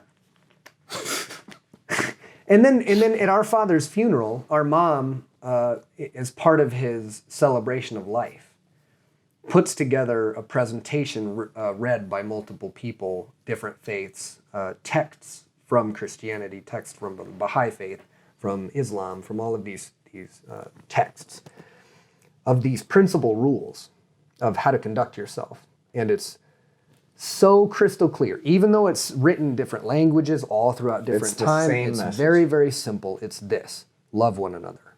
The end. That's it. If you want that person to treat you with love, and you do, as a human being, you know that almost fundamentally it's part of our survival, then do the same to him. Don't presume that you know more about his life and what's better for him than he does. Just treat that human being with respect, and guess what? They'll treat you with respect, and when you guys get together, you can plow more crops, you can get more shit done, and every once in a while, you'll fall in love with the same woman, and emotion will get the best of you, and you shoot that guy in the head, and then you got to go to jail. But if you work together generally, you can accomplish so much more, and people, regardless of what they say, they want to connect with people. Yeah. It's a fundamental human necessity. We have proof of people who haven't been able to connect, and what happens? They go mad, Yeah.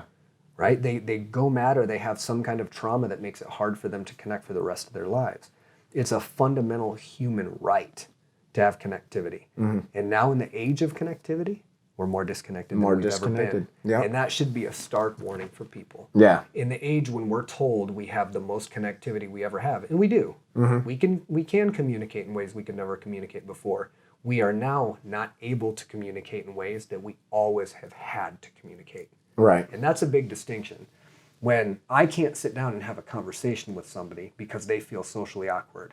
When I have somebody my daughter's age, her and one of Courtney's athletes wanted to order food, but they didn't want to call. So when they found out they couldn't order online, they just chose not to eat. Bro, what the fuck is going on? Like, I don't want to use profanity in the podcast anymore, but give me a break. Like, you can't call somebody? Well, do they have an online platform? What are you going to do when zombies are attacking your face? Right. You know what I mean? Or the grid's taken out. Or you... Exactly. Our grandparents would have known what to do. Our grandparents had to do it in the Great Depression and in times of World War II and Great Calamity. Our grandparents saw shit that people in this country wouldn't want to believe. The death and the destruction and the stupid shit that our grandparents saw and got through.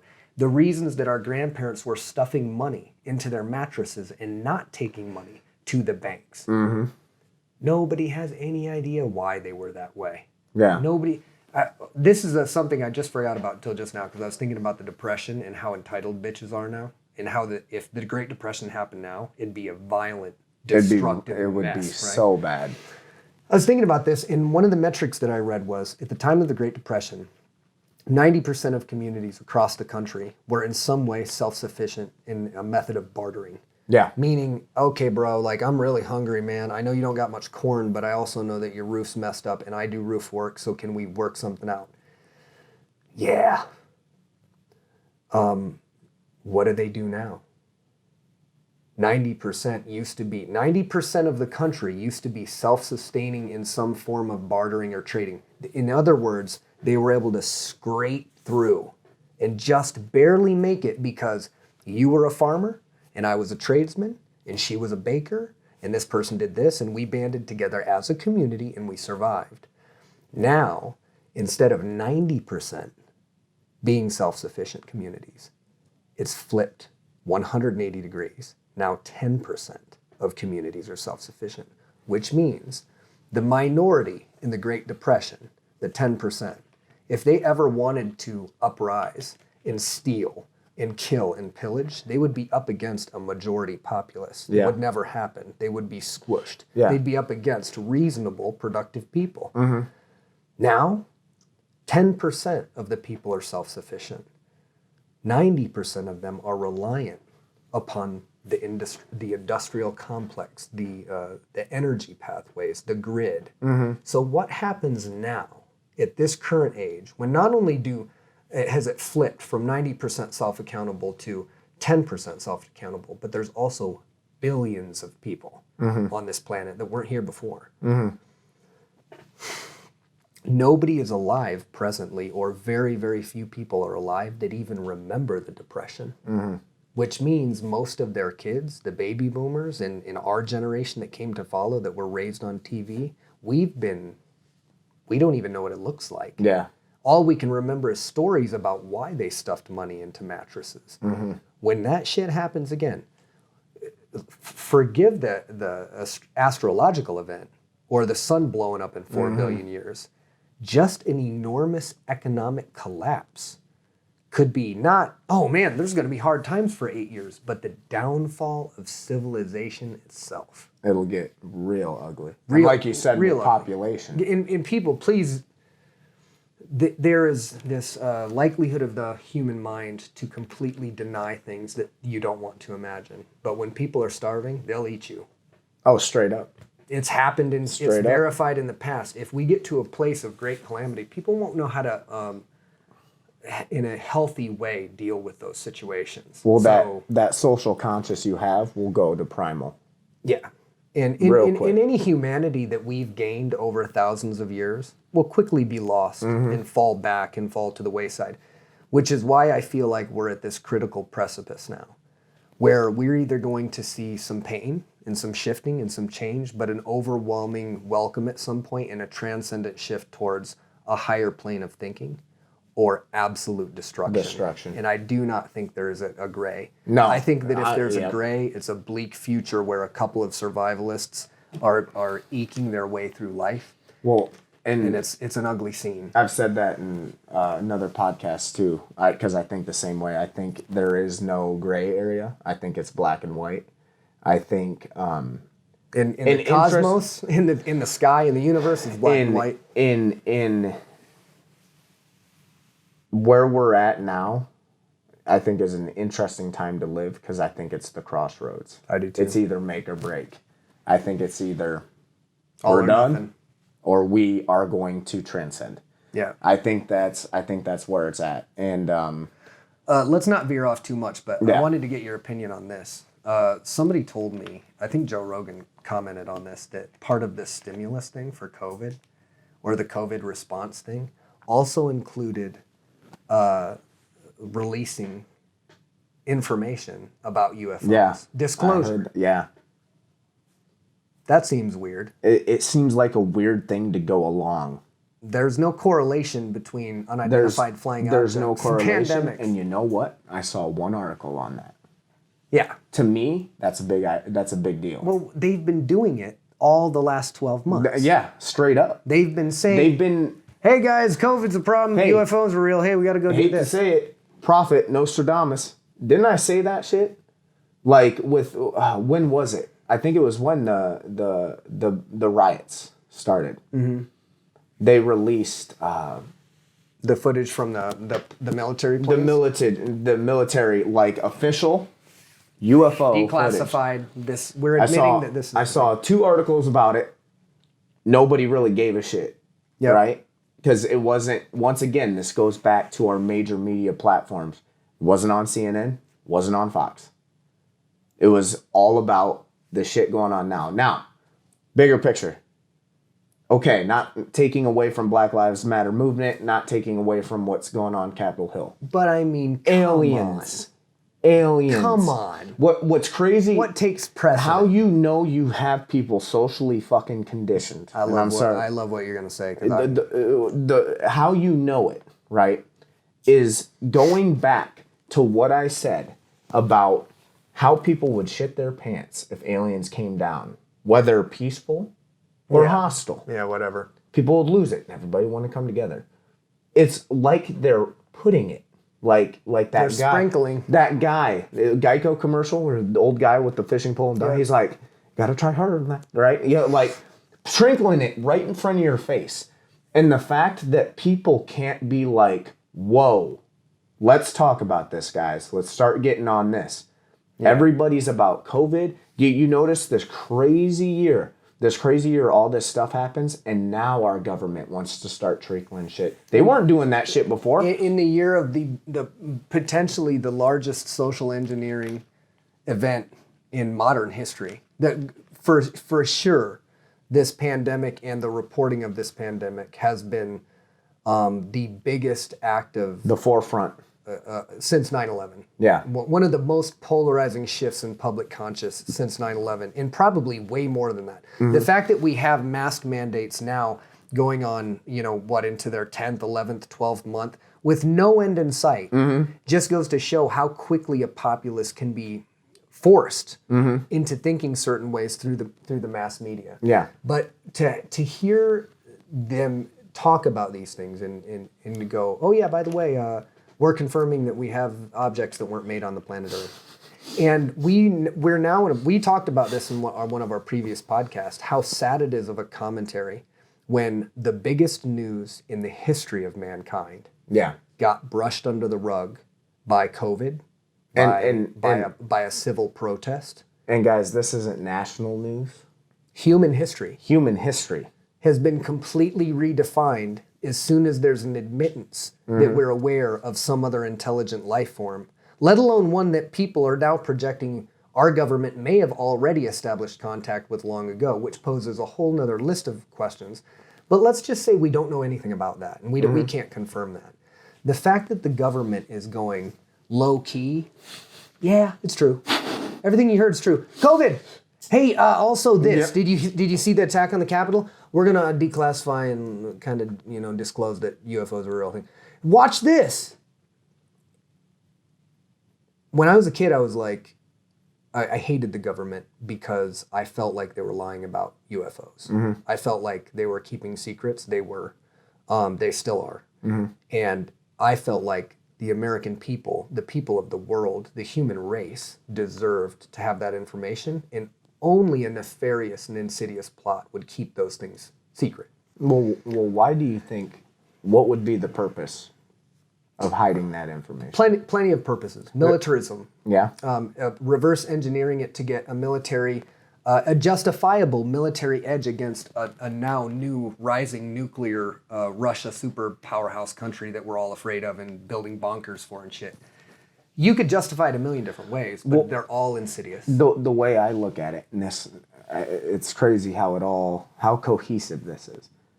I feel like if it was a thing and it was pushed out by the media and it was a thing that this was like the forefront, that there are UFOs, which if there are UFOs, whether you've seen an alien, a gray, whatever the fuck you want to call them, that changes everything. The game's changed, right? Yeah. But the players are still the same. But the players are the same. Shout out to MacGruber. That changes the game. The whole thing. And going back to Independence Day, may be cheesy. The day that is, it's a fact, and the world knows that there's intelligent life, I think that does nothing but unifies people. It has to. Naturally, people, I don't care whether it's hostile if or I've friendly. called you an idiot, if I don't agree with you or whatever, you can't doubt the fact that once humans know that we are small fish in a huge ass ocein, Put and your there ego, are people. Put your ego aside. There are people with contact. There are beings with higher technology can do things we can't even fathom. Once that's known, the world becomes. It doesn't become United States. It doesn't become Japan. It doesn't become China, Russia. It becomes a world. Earth. Now, Earth is own colony. We are all together on and this. we're one species. Now power corrupts. If I was a greedy motherfucker and I had a lot of power and I could live an awesome life on this earth, I could have all the money, I could have all the power, my family, my friends could have all that power. Unless if people knew this, people would come together. But the way you keep people divided is you keep them concentrated on this rock.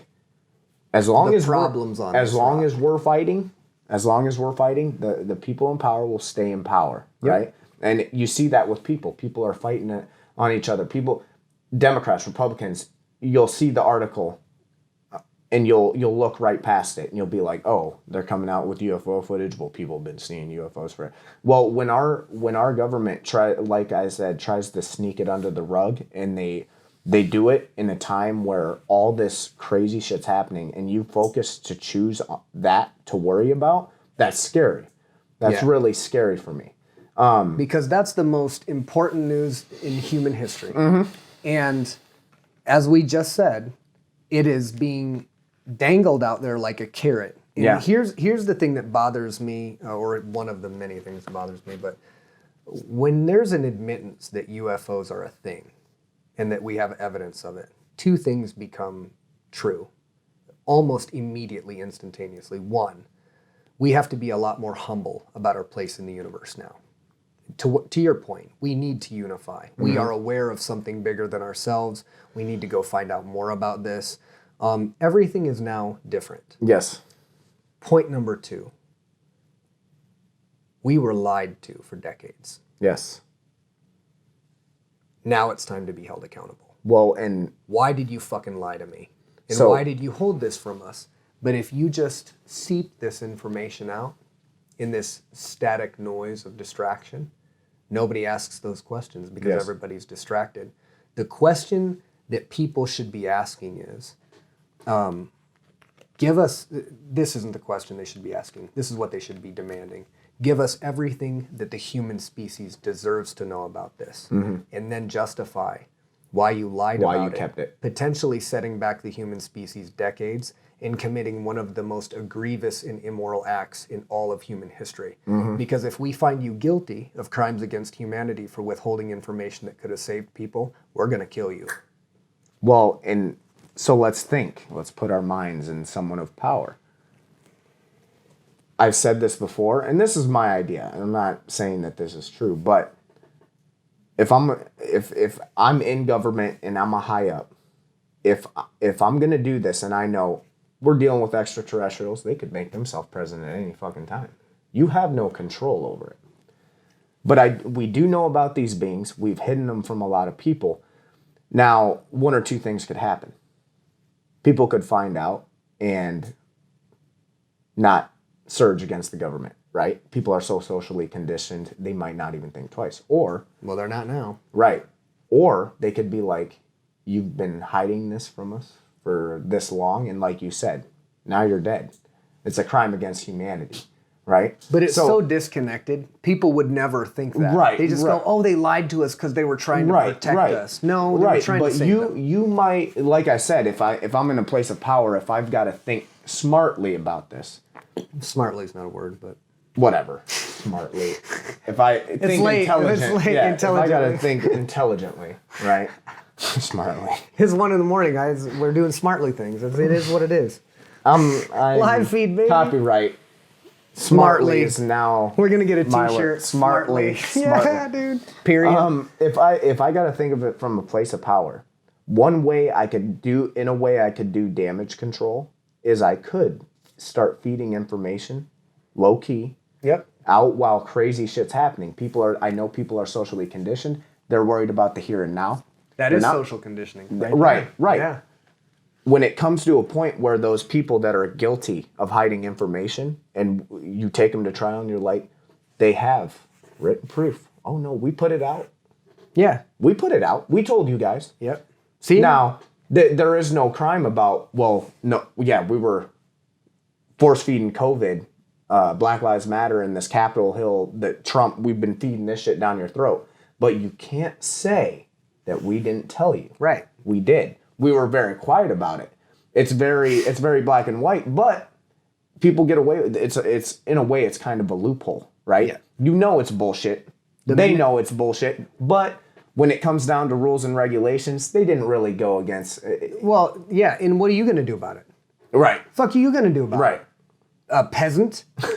Right. They're a ruling class. Yeah. They're supposed to be our elected officials. The government is supposed to fear the people. The people fear the government. Yeah. And not only do people fear the government, there are some people cheering on that government to instill fear upon the other side. The other side, yeah. And all the while, the human race, you have all of these countries that are like, no, there's something in the air.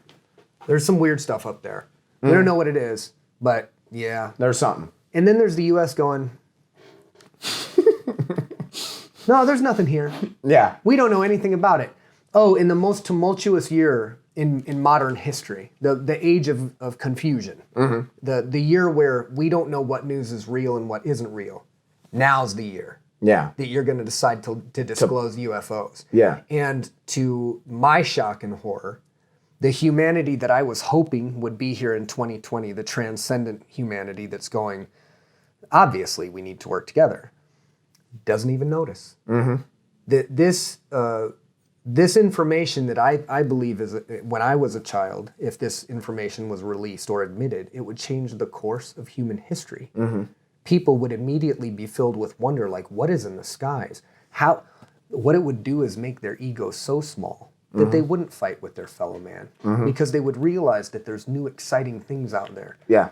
Well, in a corrupt, militarized state, somebody go, why would they hide this? Why the fuck wouldn't they hide it?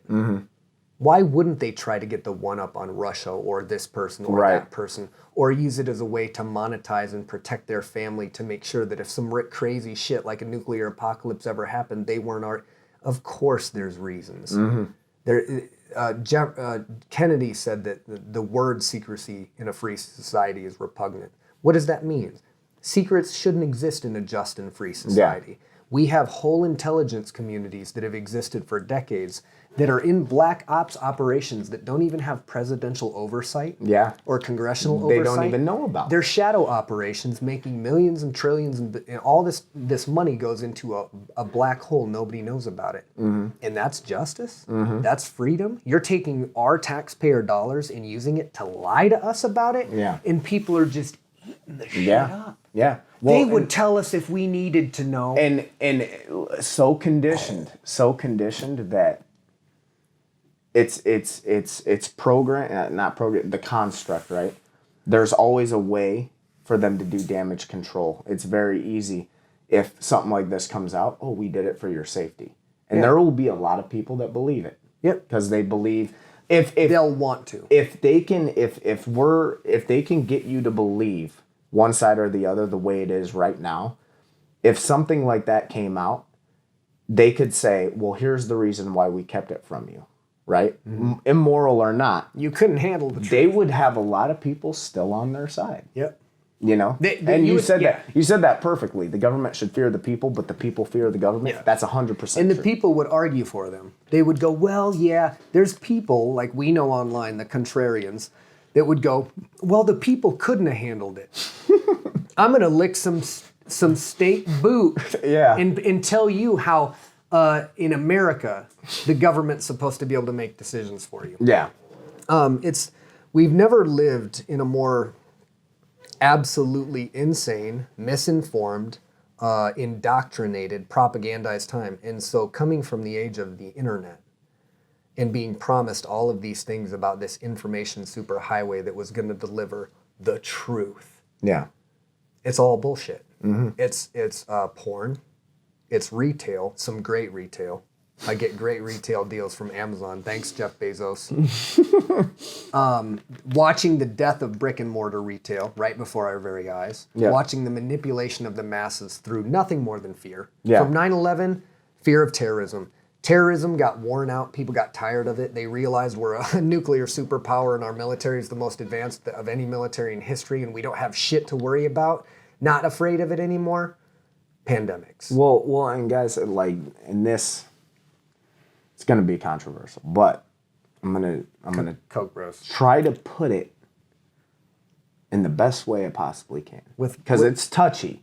Now it's gonna be really touchy. We've touched on. It's gonna be really touchy because it's a sensitive subject, and I feel like the name of the podcast should be Conditioned, because people have been conditioned a certain way. First of all, I have to put out a disclaimer that I do not represent. No, actually, I represent all that shit. Let's go to 9/11. All right. That fateful day. Now, terrible thing. I'm not even getting into us being the conspiracy theorists and the false flag, whatever. It was horrible. It was horrible regardless of what was behind it. You felt like America died. Right. It was terrible. Maybe it did. Maybe it did. But this is going to be the devil's advocate, the mom in me. When 9/11 happened, right, it has changed everything. When you say fear, it has completely changed the way, country has never been the same after that day. Nope. Now let's put ourselves in the eyes of other people, other countries. How many people died in 9/11? I should know the metric, but under 4,000. About 4,000. Okay, so we'll round up, and we're talking numbers. This isn't me being an asshole and saying, oh, people die. I'm not saying that. Terrible thing that happened. Those people shouldn't have died. That shouldn't have happened. It's 4,000 people. Okay, what has the U.S. done? How many people have we killed? Millions. And people are like, oh well, that's not really true. Like through this and through that. No, unjust. Foreign aggression. Well, this is why I'm saying let's put ourselves in the minds of others. Okay? Hiroshima. Nagasaki. We dropped atomic bombs on civilian populations. Now, when I say that to people, it's true. It's historical fact. Almost as if they're offended that I'm bringing up the fact that we were nuclear terrorists.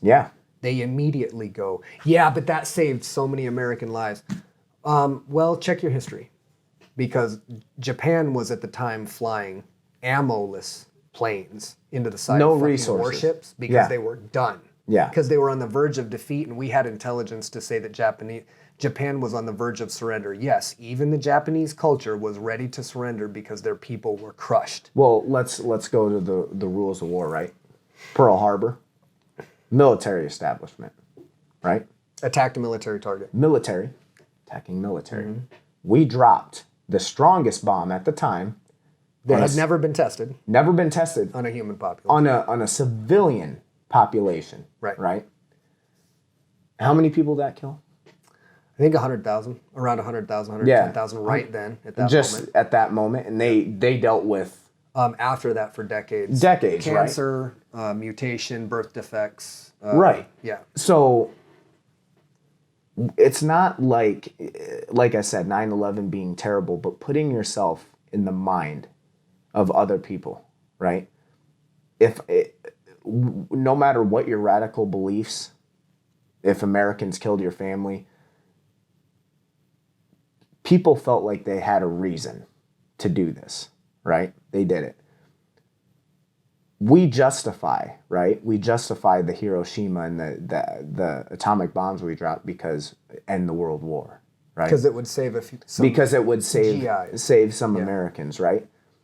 In American history, there's the justification, right? Mm-hmm. So a lot of Americans, they, like you said, it's a sore topic to bring up because when you bring it up, we've been told these justifications, and it would be fucking crazy. You'd think people would be cool if they knew all the ins and outs. If we went to school and we all knew, and teachers were like, we fucked up. Yeah. We dropped atomic bombs on innocent lives. That would fuck with people. Yeah, people would have a different picture of what especially if you were like, yeah, and you know how, like, you know, Germany had concentration camps? We had those too. We went around to a bunch of Japanese American citizens, and because they looked a certain way, we put them in camps for years. Yeah. Oh, our bad. Like, we shouldn't have done that. Right. Well, their lives were impacted, and they can never get that back. And they never got reparations. And the Japanese people never really complained about it because that's part of their culture. Yeah. But they got fucked. Mm-hmm. And they were just one of them that's been hosed by the American Empire since inception. Yeah. And in the overwhelming tsunami of evidence in favor of government corruption in the United States. Let's not even talk about the United States. Government, in general, is inherently corrupt. People will take the red pill. You know, is that the right one? Blue. Blue. The blue is the one that keeps you in la la land. Okay, they take the blue pill. They stay asleep. They know subconsciously what we're talking about is correct. But what they don't want to admit to themselves is they've been suckered. We talked about this with our dad. Yeah. If I'm my dad and I'm working 40 hours a week, 50 hours a week to support my family, and it just gets harder and harder and harder. So the harder it gets, the harder I work, and the more I put down. And then I read a book when I'm 65 or 70 that educates me that a long time ago, at the turn of the century, a bunch of bankers and politicians got together in secret and conspired on an island like some fucking movie plot to take over the American economy and set up a model that would slowly print more money than we have so that they could insidiously like skim off wealth over generations. So that in your lifetime, you're a hardworking man. I'm my father. I'm working. I'm putting the 40, 50, 60 hours a week. I don't even notice because I don't have time to read these books. Right. I just got to survive. Yeah. But for the whole of my lifetime, the system has been rigged against me. And while it's been rigged in ways that they would never tell me in school and in my family, I'm being divided on ideological terms based on my sex, my orientation, my race, my religion, my sports fans, my education, where I grew up, all of these different perceived divisions I'm focusing on, and I'm not looking at like what you were talking about earlier, the big picture. Yeah. I'm willfully ignorant because I don't want to take accountability for the amount of lies, and when I find out, I feel suckered. Yeah. So it's like, I don't want to admit that I've been suckered my whole life, but it's okay to admit that because everybody's being suckered. Yeah. And now in this age of information, we don't even know what news is and what news Well, isn't. isn't that the thing? Acceptance. Before, like, to change something, there's got to be acceptance. Yeah. Right? I'm a prideful Admit guy. that there's I don't a like, problem, right. And I just want to go back because it's controversial. I didn't get to finish. But on the September 11th, Yeah. I'm not. Either way, I don't condone any acts of violence, small or big, like that. But thinking about it, like, your side attacks mine, you kill my people, I go attack your people. This is like the war on terror. It never ends. Not Because people, you got to think from people hate America. Why do they hate America? Didn't when I was a kid. Right. Some countries did. But what people don't realize, you're told that they hate America, and they, for whatever reason, think they hate America just because they're stupid. They're fucking idiots, and they just hate America. They're told jealous, after right? 9/11, it was because we were free. They hate us because Bullshit. That's fucking bullshit. No, I know, but that's what they told us. And that's They hate that's us my 'cause of segue. freedoms. That's bullshit. It's a vendetta. It's the same vendetta. This isn't part of it can be with the extremist religion. I get it that there's packs of extremists that's all over. But that's that. Very small. But something humans have all in common, like I said, I will be the most peaceful, loveful. You kill someone I love or I know, and it wasn't warranted, Yeah. I'm coming after you. Love is the most powerful emotion, Me being conscious and knowing the actions I would do, something I wouldn't even skip a fucking beat. If my family was murdered and killed by somebody, I'm finding you, and unless you kill me, I'm killing all of you. Yeah, and it's not like irrational, right? It's self-defense. It's in a way. You're right. trying to. This taps into that tribalism that we were talking about. That instinct. Mm-hmm. You're trying to eradicate my people, the people that bore me, the people that bring me up. Yes.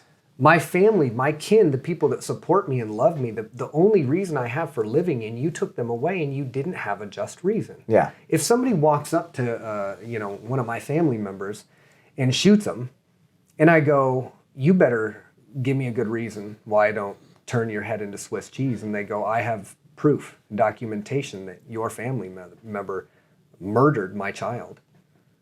Oh, okay, shit.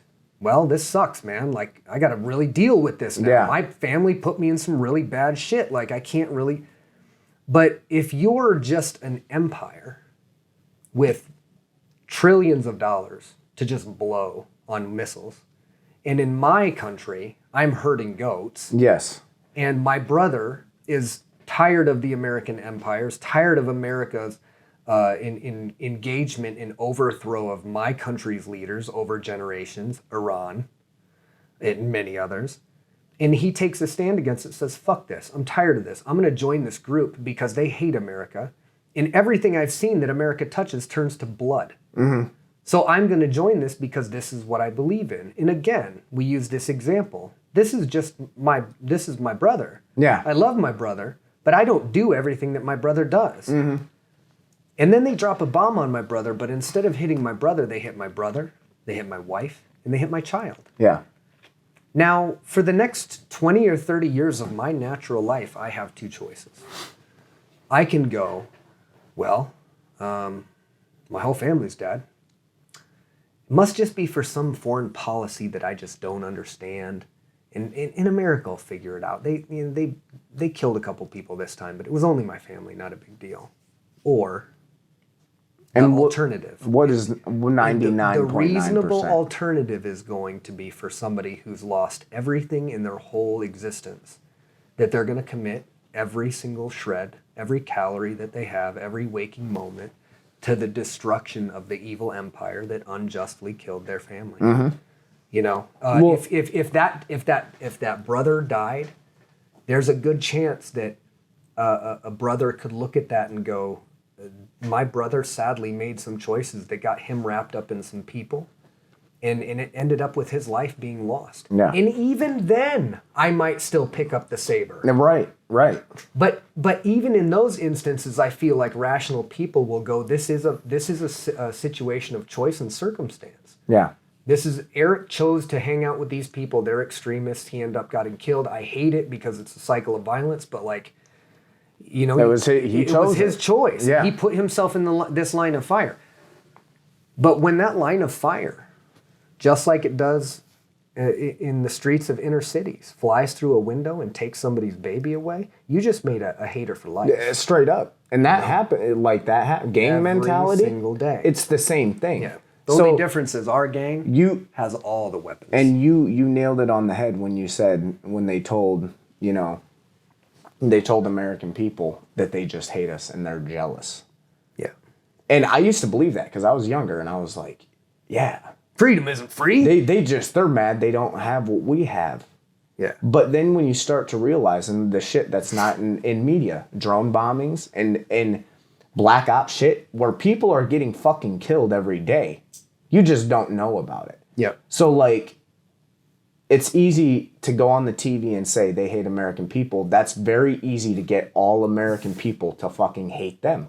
Just hate and hate. So it's going to be constant back and forth. There is no reasoning behind it. People don't think the cyclical generation of violence. Right. It's back and forth. This has been going on in the Middle East for thousands of years. Mm-hmm. When I went to Israel in February, and I don't even know if we got to debrief on that shit, because literally after Jeremy and I and the rest of his congregation got back from Israel, the whole world fell apart. Yeah. Literally almost that the was day the we beginning. landed. We landed in O'Hare and they had a medical tent set up, and Jeremy was just telling me, like, that was when we got back to O'Hare and we saw that big med tent, I was like, oh, maybe this is bigger than I thought it was going to be. Mm-hmm. Because we were all like, oh yeah, this is like the swine flu, and this is like this, and it's like that. We took it as much of a safety precaution as we thought that we should. And by the time we got back, the whole world had completely changed. But in the Middle East, you have generations upon generations of violence. There are some, I forget the name and I'll sound ignorant, but there is a sect of Islam. They're nomads. Mm-hmm. And the Israeli government gives them freedom to just nomad all over the place. Yeah. And we were learning about all these different cultures, and it was really cool. But inside of this culture in Islam, this one specific sect, generational violence was acceptable for up to 3 generations, which means if you brought violence upon me in my house, I could wait 2 generations and then go and get you back. You're dead. Yeah. Your kid might be dead. I might be taking this out and exacting this in an extreme example on your grandchild, and it's admissible in that culture. That's crazy. When you think about that cycle of violence just within one culture, let alone all of the cultures and all of the war tribes of all of the world, it makes sense that it's going to take some time. But the pervasity of corruption in the American regime, you're talking about 9/11, this heinous event that brought America together. Bullshit. Yeah. It was used to divide us. We lost because of cowardly acts. I don't think it was even close to 4,000. I think it was like 33 or 3,400 people. Yeah. In horrible ways. Yeah. It's easy to say a metric, and to somebody who grew up without a father or a mother, it's insensitive to hear us not know the number. Mm-hmm. For a lot of firefighters and people that died running up that tower, they would go, you should as an American know that number, and they're probably right. But they should also know the number of dead Iraqis. Yeah. That are now a part of a new cycle of hatred because we destabilized their entire region. And 1 million people who otherwise would have went on to lead normal lives are dead because of our foreign aggression. Foreign aggression I saw on the news, and foreign aggression I saw behind the scenes, which was a lot nastier gruesome than what was shown on the news. How do you quantify that response? How do you, even now after the Bush administration and the Obama administration, if you were alive during that time, how do you justify America killing that many people with our money, blood on our hands, for probably profit, for reasons of military industrial profit or oil profit, and do nothing?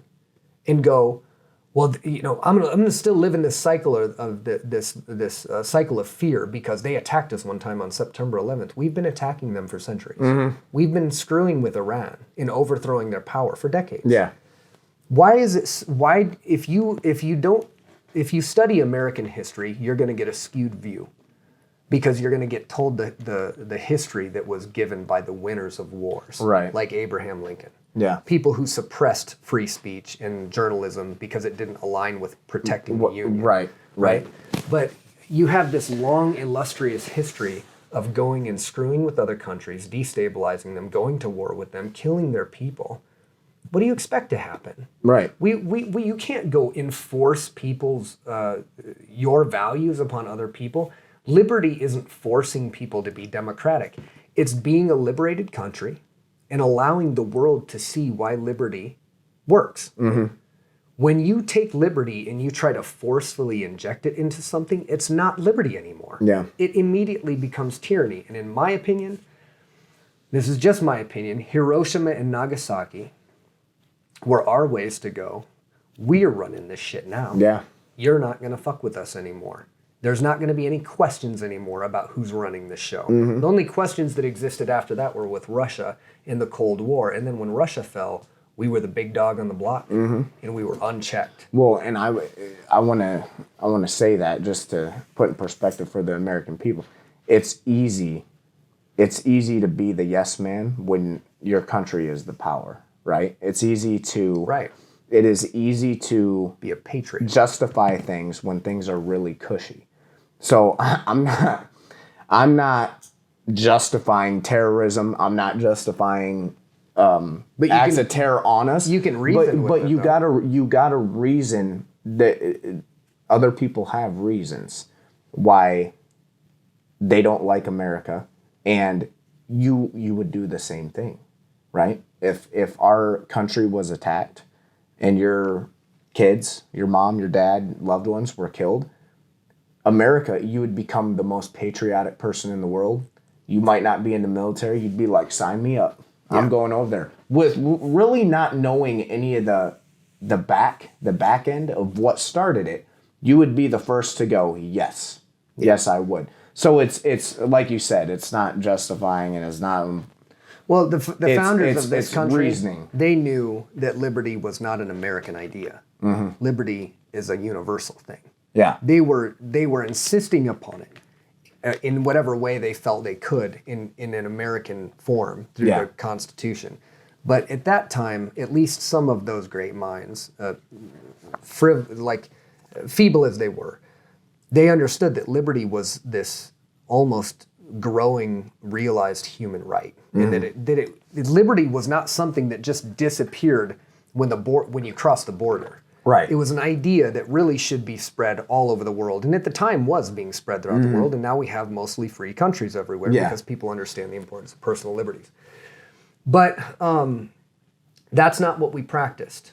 Our people talk a big game about freedoms, and they celebrate like crazy when they're given their freedoms back that were never allowed to be taken in the first place, which is its own statement. Yeah, yeah. But they almost pretend as if this is the only country that's free. And once we leave the borders, we are in some crazy terrorist void. Right, Where right. now liberty no longer applies and we have to inject our way of life upon somebody and make them see it our way. And we don't care. If you're really a liberty-minded person, in my opinion, it has nothing to do with nationalism whatsoever. It doesn't have anything to do with the American flag. It doesn't have anything to do with the United States. It's an idea Yeah. that people deserve their own freedom to prosper, to be left alone, to not be persecuted for their ideas, their faith, their practice, so long as they don't do the same to others. Very simple thing. Yeah, yeah. That's not an American idea. It's a human idea. Yeah. And we don't practice that in our diplomacy or our warring like we claim to practice it in our doctrine. Yeah. We talk a big game about freedom and liberty and we the people and all that shit. But when it comes to your people, we'll bomb the shit out of you. Yeah. We'll enslave you. Yeah. For our people, we the people, Right. only the people that wrote this Constitution. Black people don't apply. Native American people don't apply. Oh, well, yeah, okay, I guess we'll let you in the club after we systematically oppress you for generations. But freedom, liberty itself is a human right.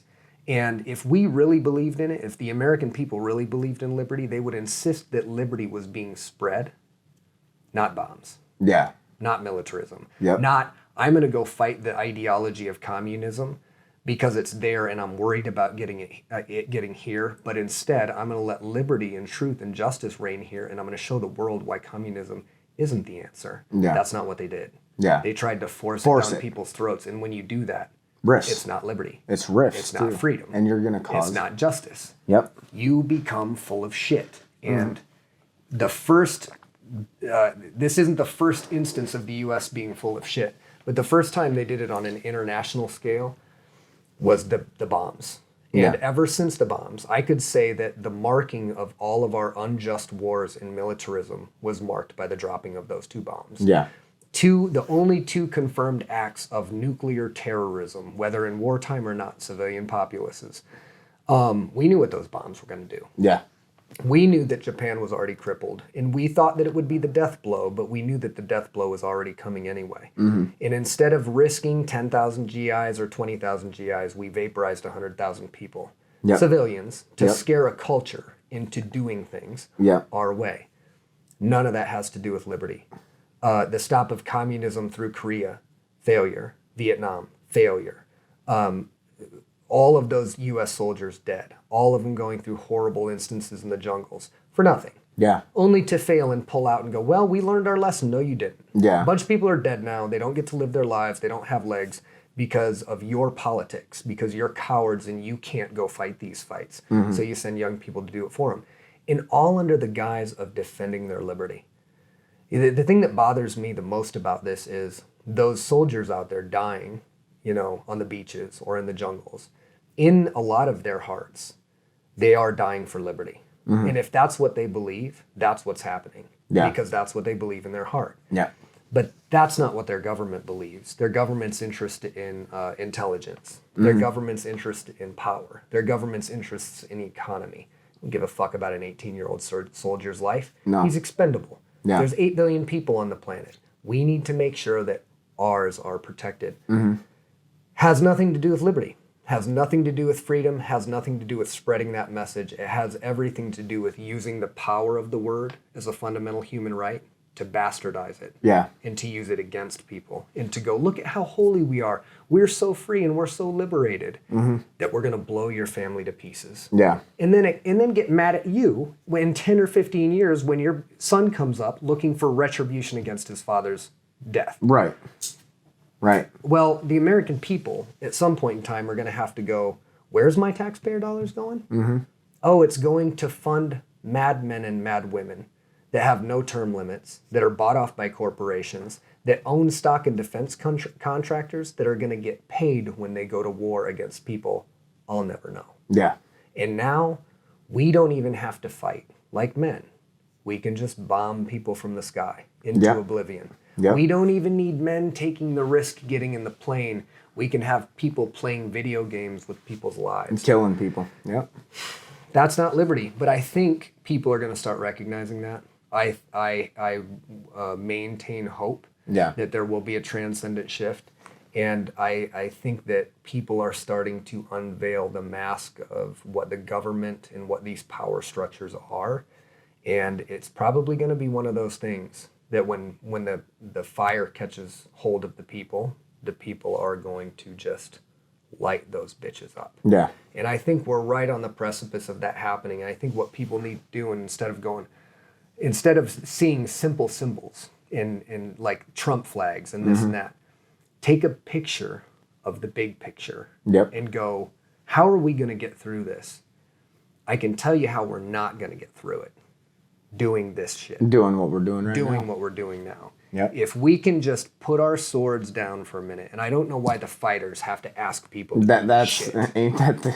It is. Because ain't fighters, that the craziest because fighters have whittled down their ego and they've had to swallow their shit enough time to know their place in the world, and other people haven't had to eat their shit. Yeah. People now are so entitled, they don't have to get their ass beat for acting like an asshole. Yeah. A good high school teacher of mine told me, self-esteem isn't always good. If you have too much self-esteem, you can become a piece of shit. His example were these kids, these entitled kids from good backgrounds, in the story that they like tortured a horse or a donkey to death. They just treated this thing like sadists. And they got a little slap on the wrist, and one of the people that was talking to them or about them was trying to explain how their self-esteem issues led to this kind of behavior. And what my teacher said is it absolutely was a self-esteem issue. They had too much of it. Yeah. They didn't have anybody there to break them down. They didn't have anybody there to put them into a small place like that animal felt when they were torturing it. Because if they would have developed empathy. Yeah. But instead, they were so focused on themselves. They were so entitled. They had so much self-esteem that they couldn't recognize the suffering in another animal. Mm-hmm. What does that kid need? He needs his ass beat. Yeah. We know what he needs because we've seen that kid in here, and we see what that kid can turn into if he goes unchecked. And one of the best things you can do to somebody that imbalanced, somebody that would impose their way of life upon somebody else, is beat their fucking ass into the ground. Yep. Hand them a humbling ass whooping so that they know their place in the world. And your place in the world is not dominion over other people. Yeah. Whether it's ideological or physical or otherwise. And if you think it is, somebody's going to take your ass out. Yeah. And unfortunately, now we have a ruling class that hasn't been taken out. But what we know about history is, ruling class, when they do take you out, they take you out. Yeah. When the Russian Tsar gets taken out, they take out his whole family. Yep. So when that day comes, when that day of reckoning comes, and you're looking up as a victim in the aisles of Congress going, how could this happen? I'm going to go, how much time you got? Not much. It's probably too late to explain to you now, but you're a tyranny, you're a dictator, you're making decisions right now in trying to impeach things that are literally leading to people starving in the streets, killing themselves, not getting the medical attention. Every day that they try to impeach a president who's already on his way out of office, 22 veterans put a gun in their mouth or kill themselves because of some horrible trauma that they suffered when they were in a war that they should have never been in. So get your shit together. Yep. Get your shit together, America. Yep.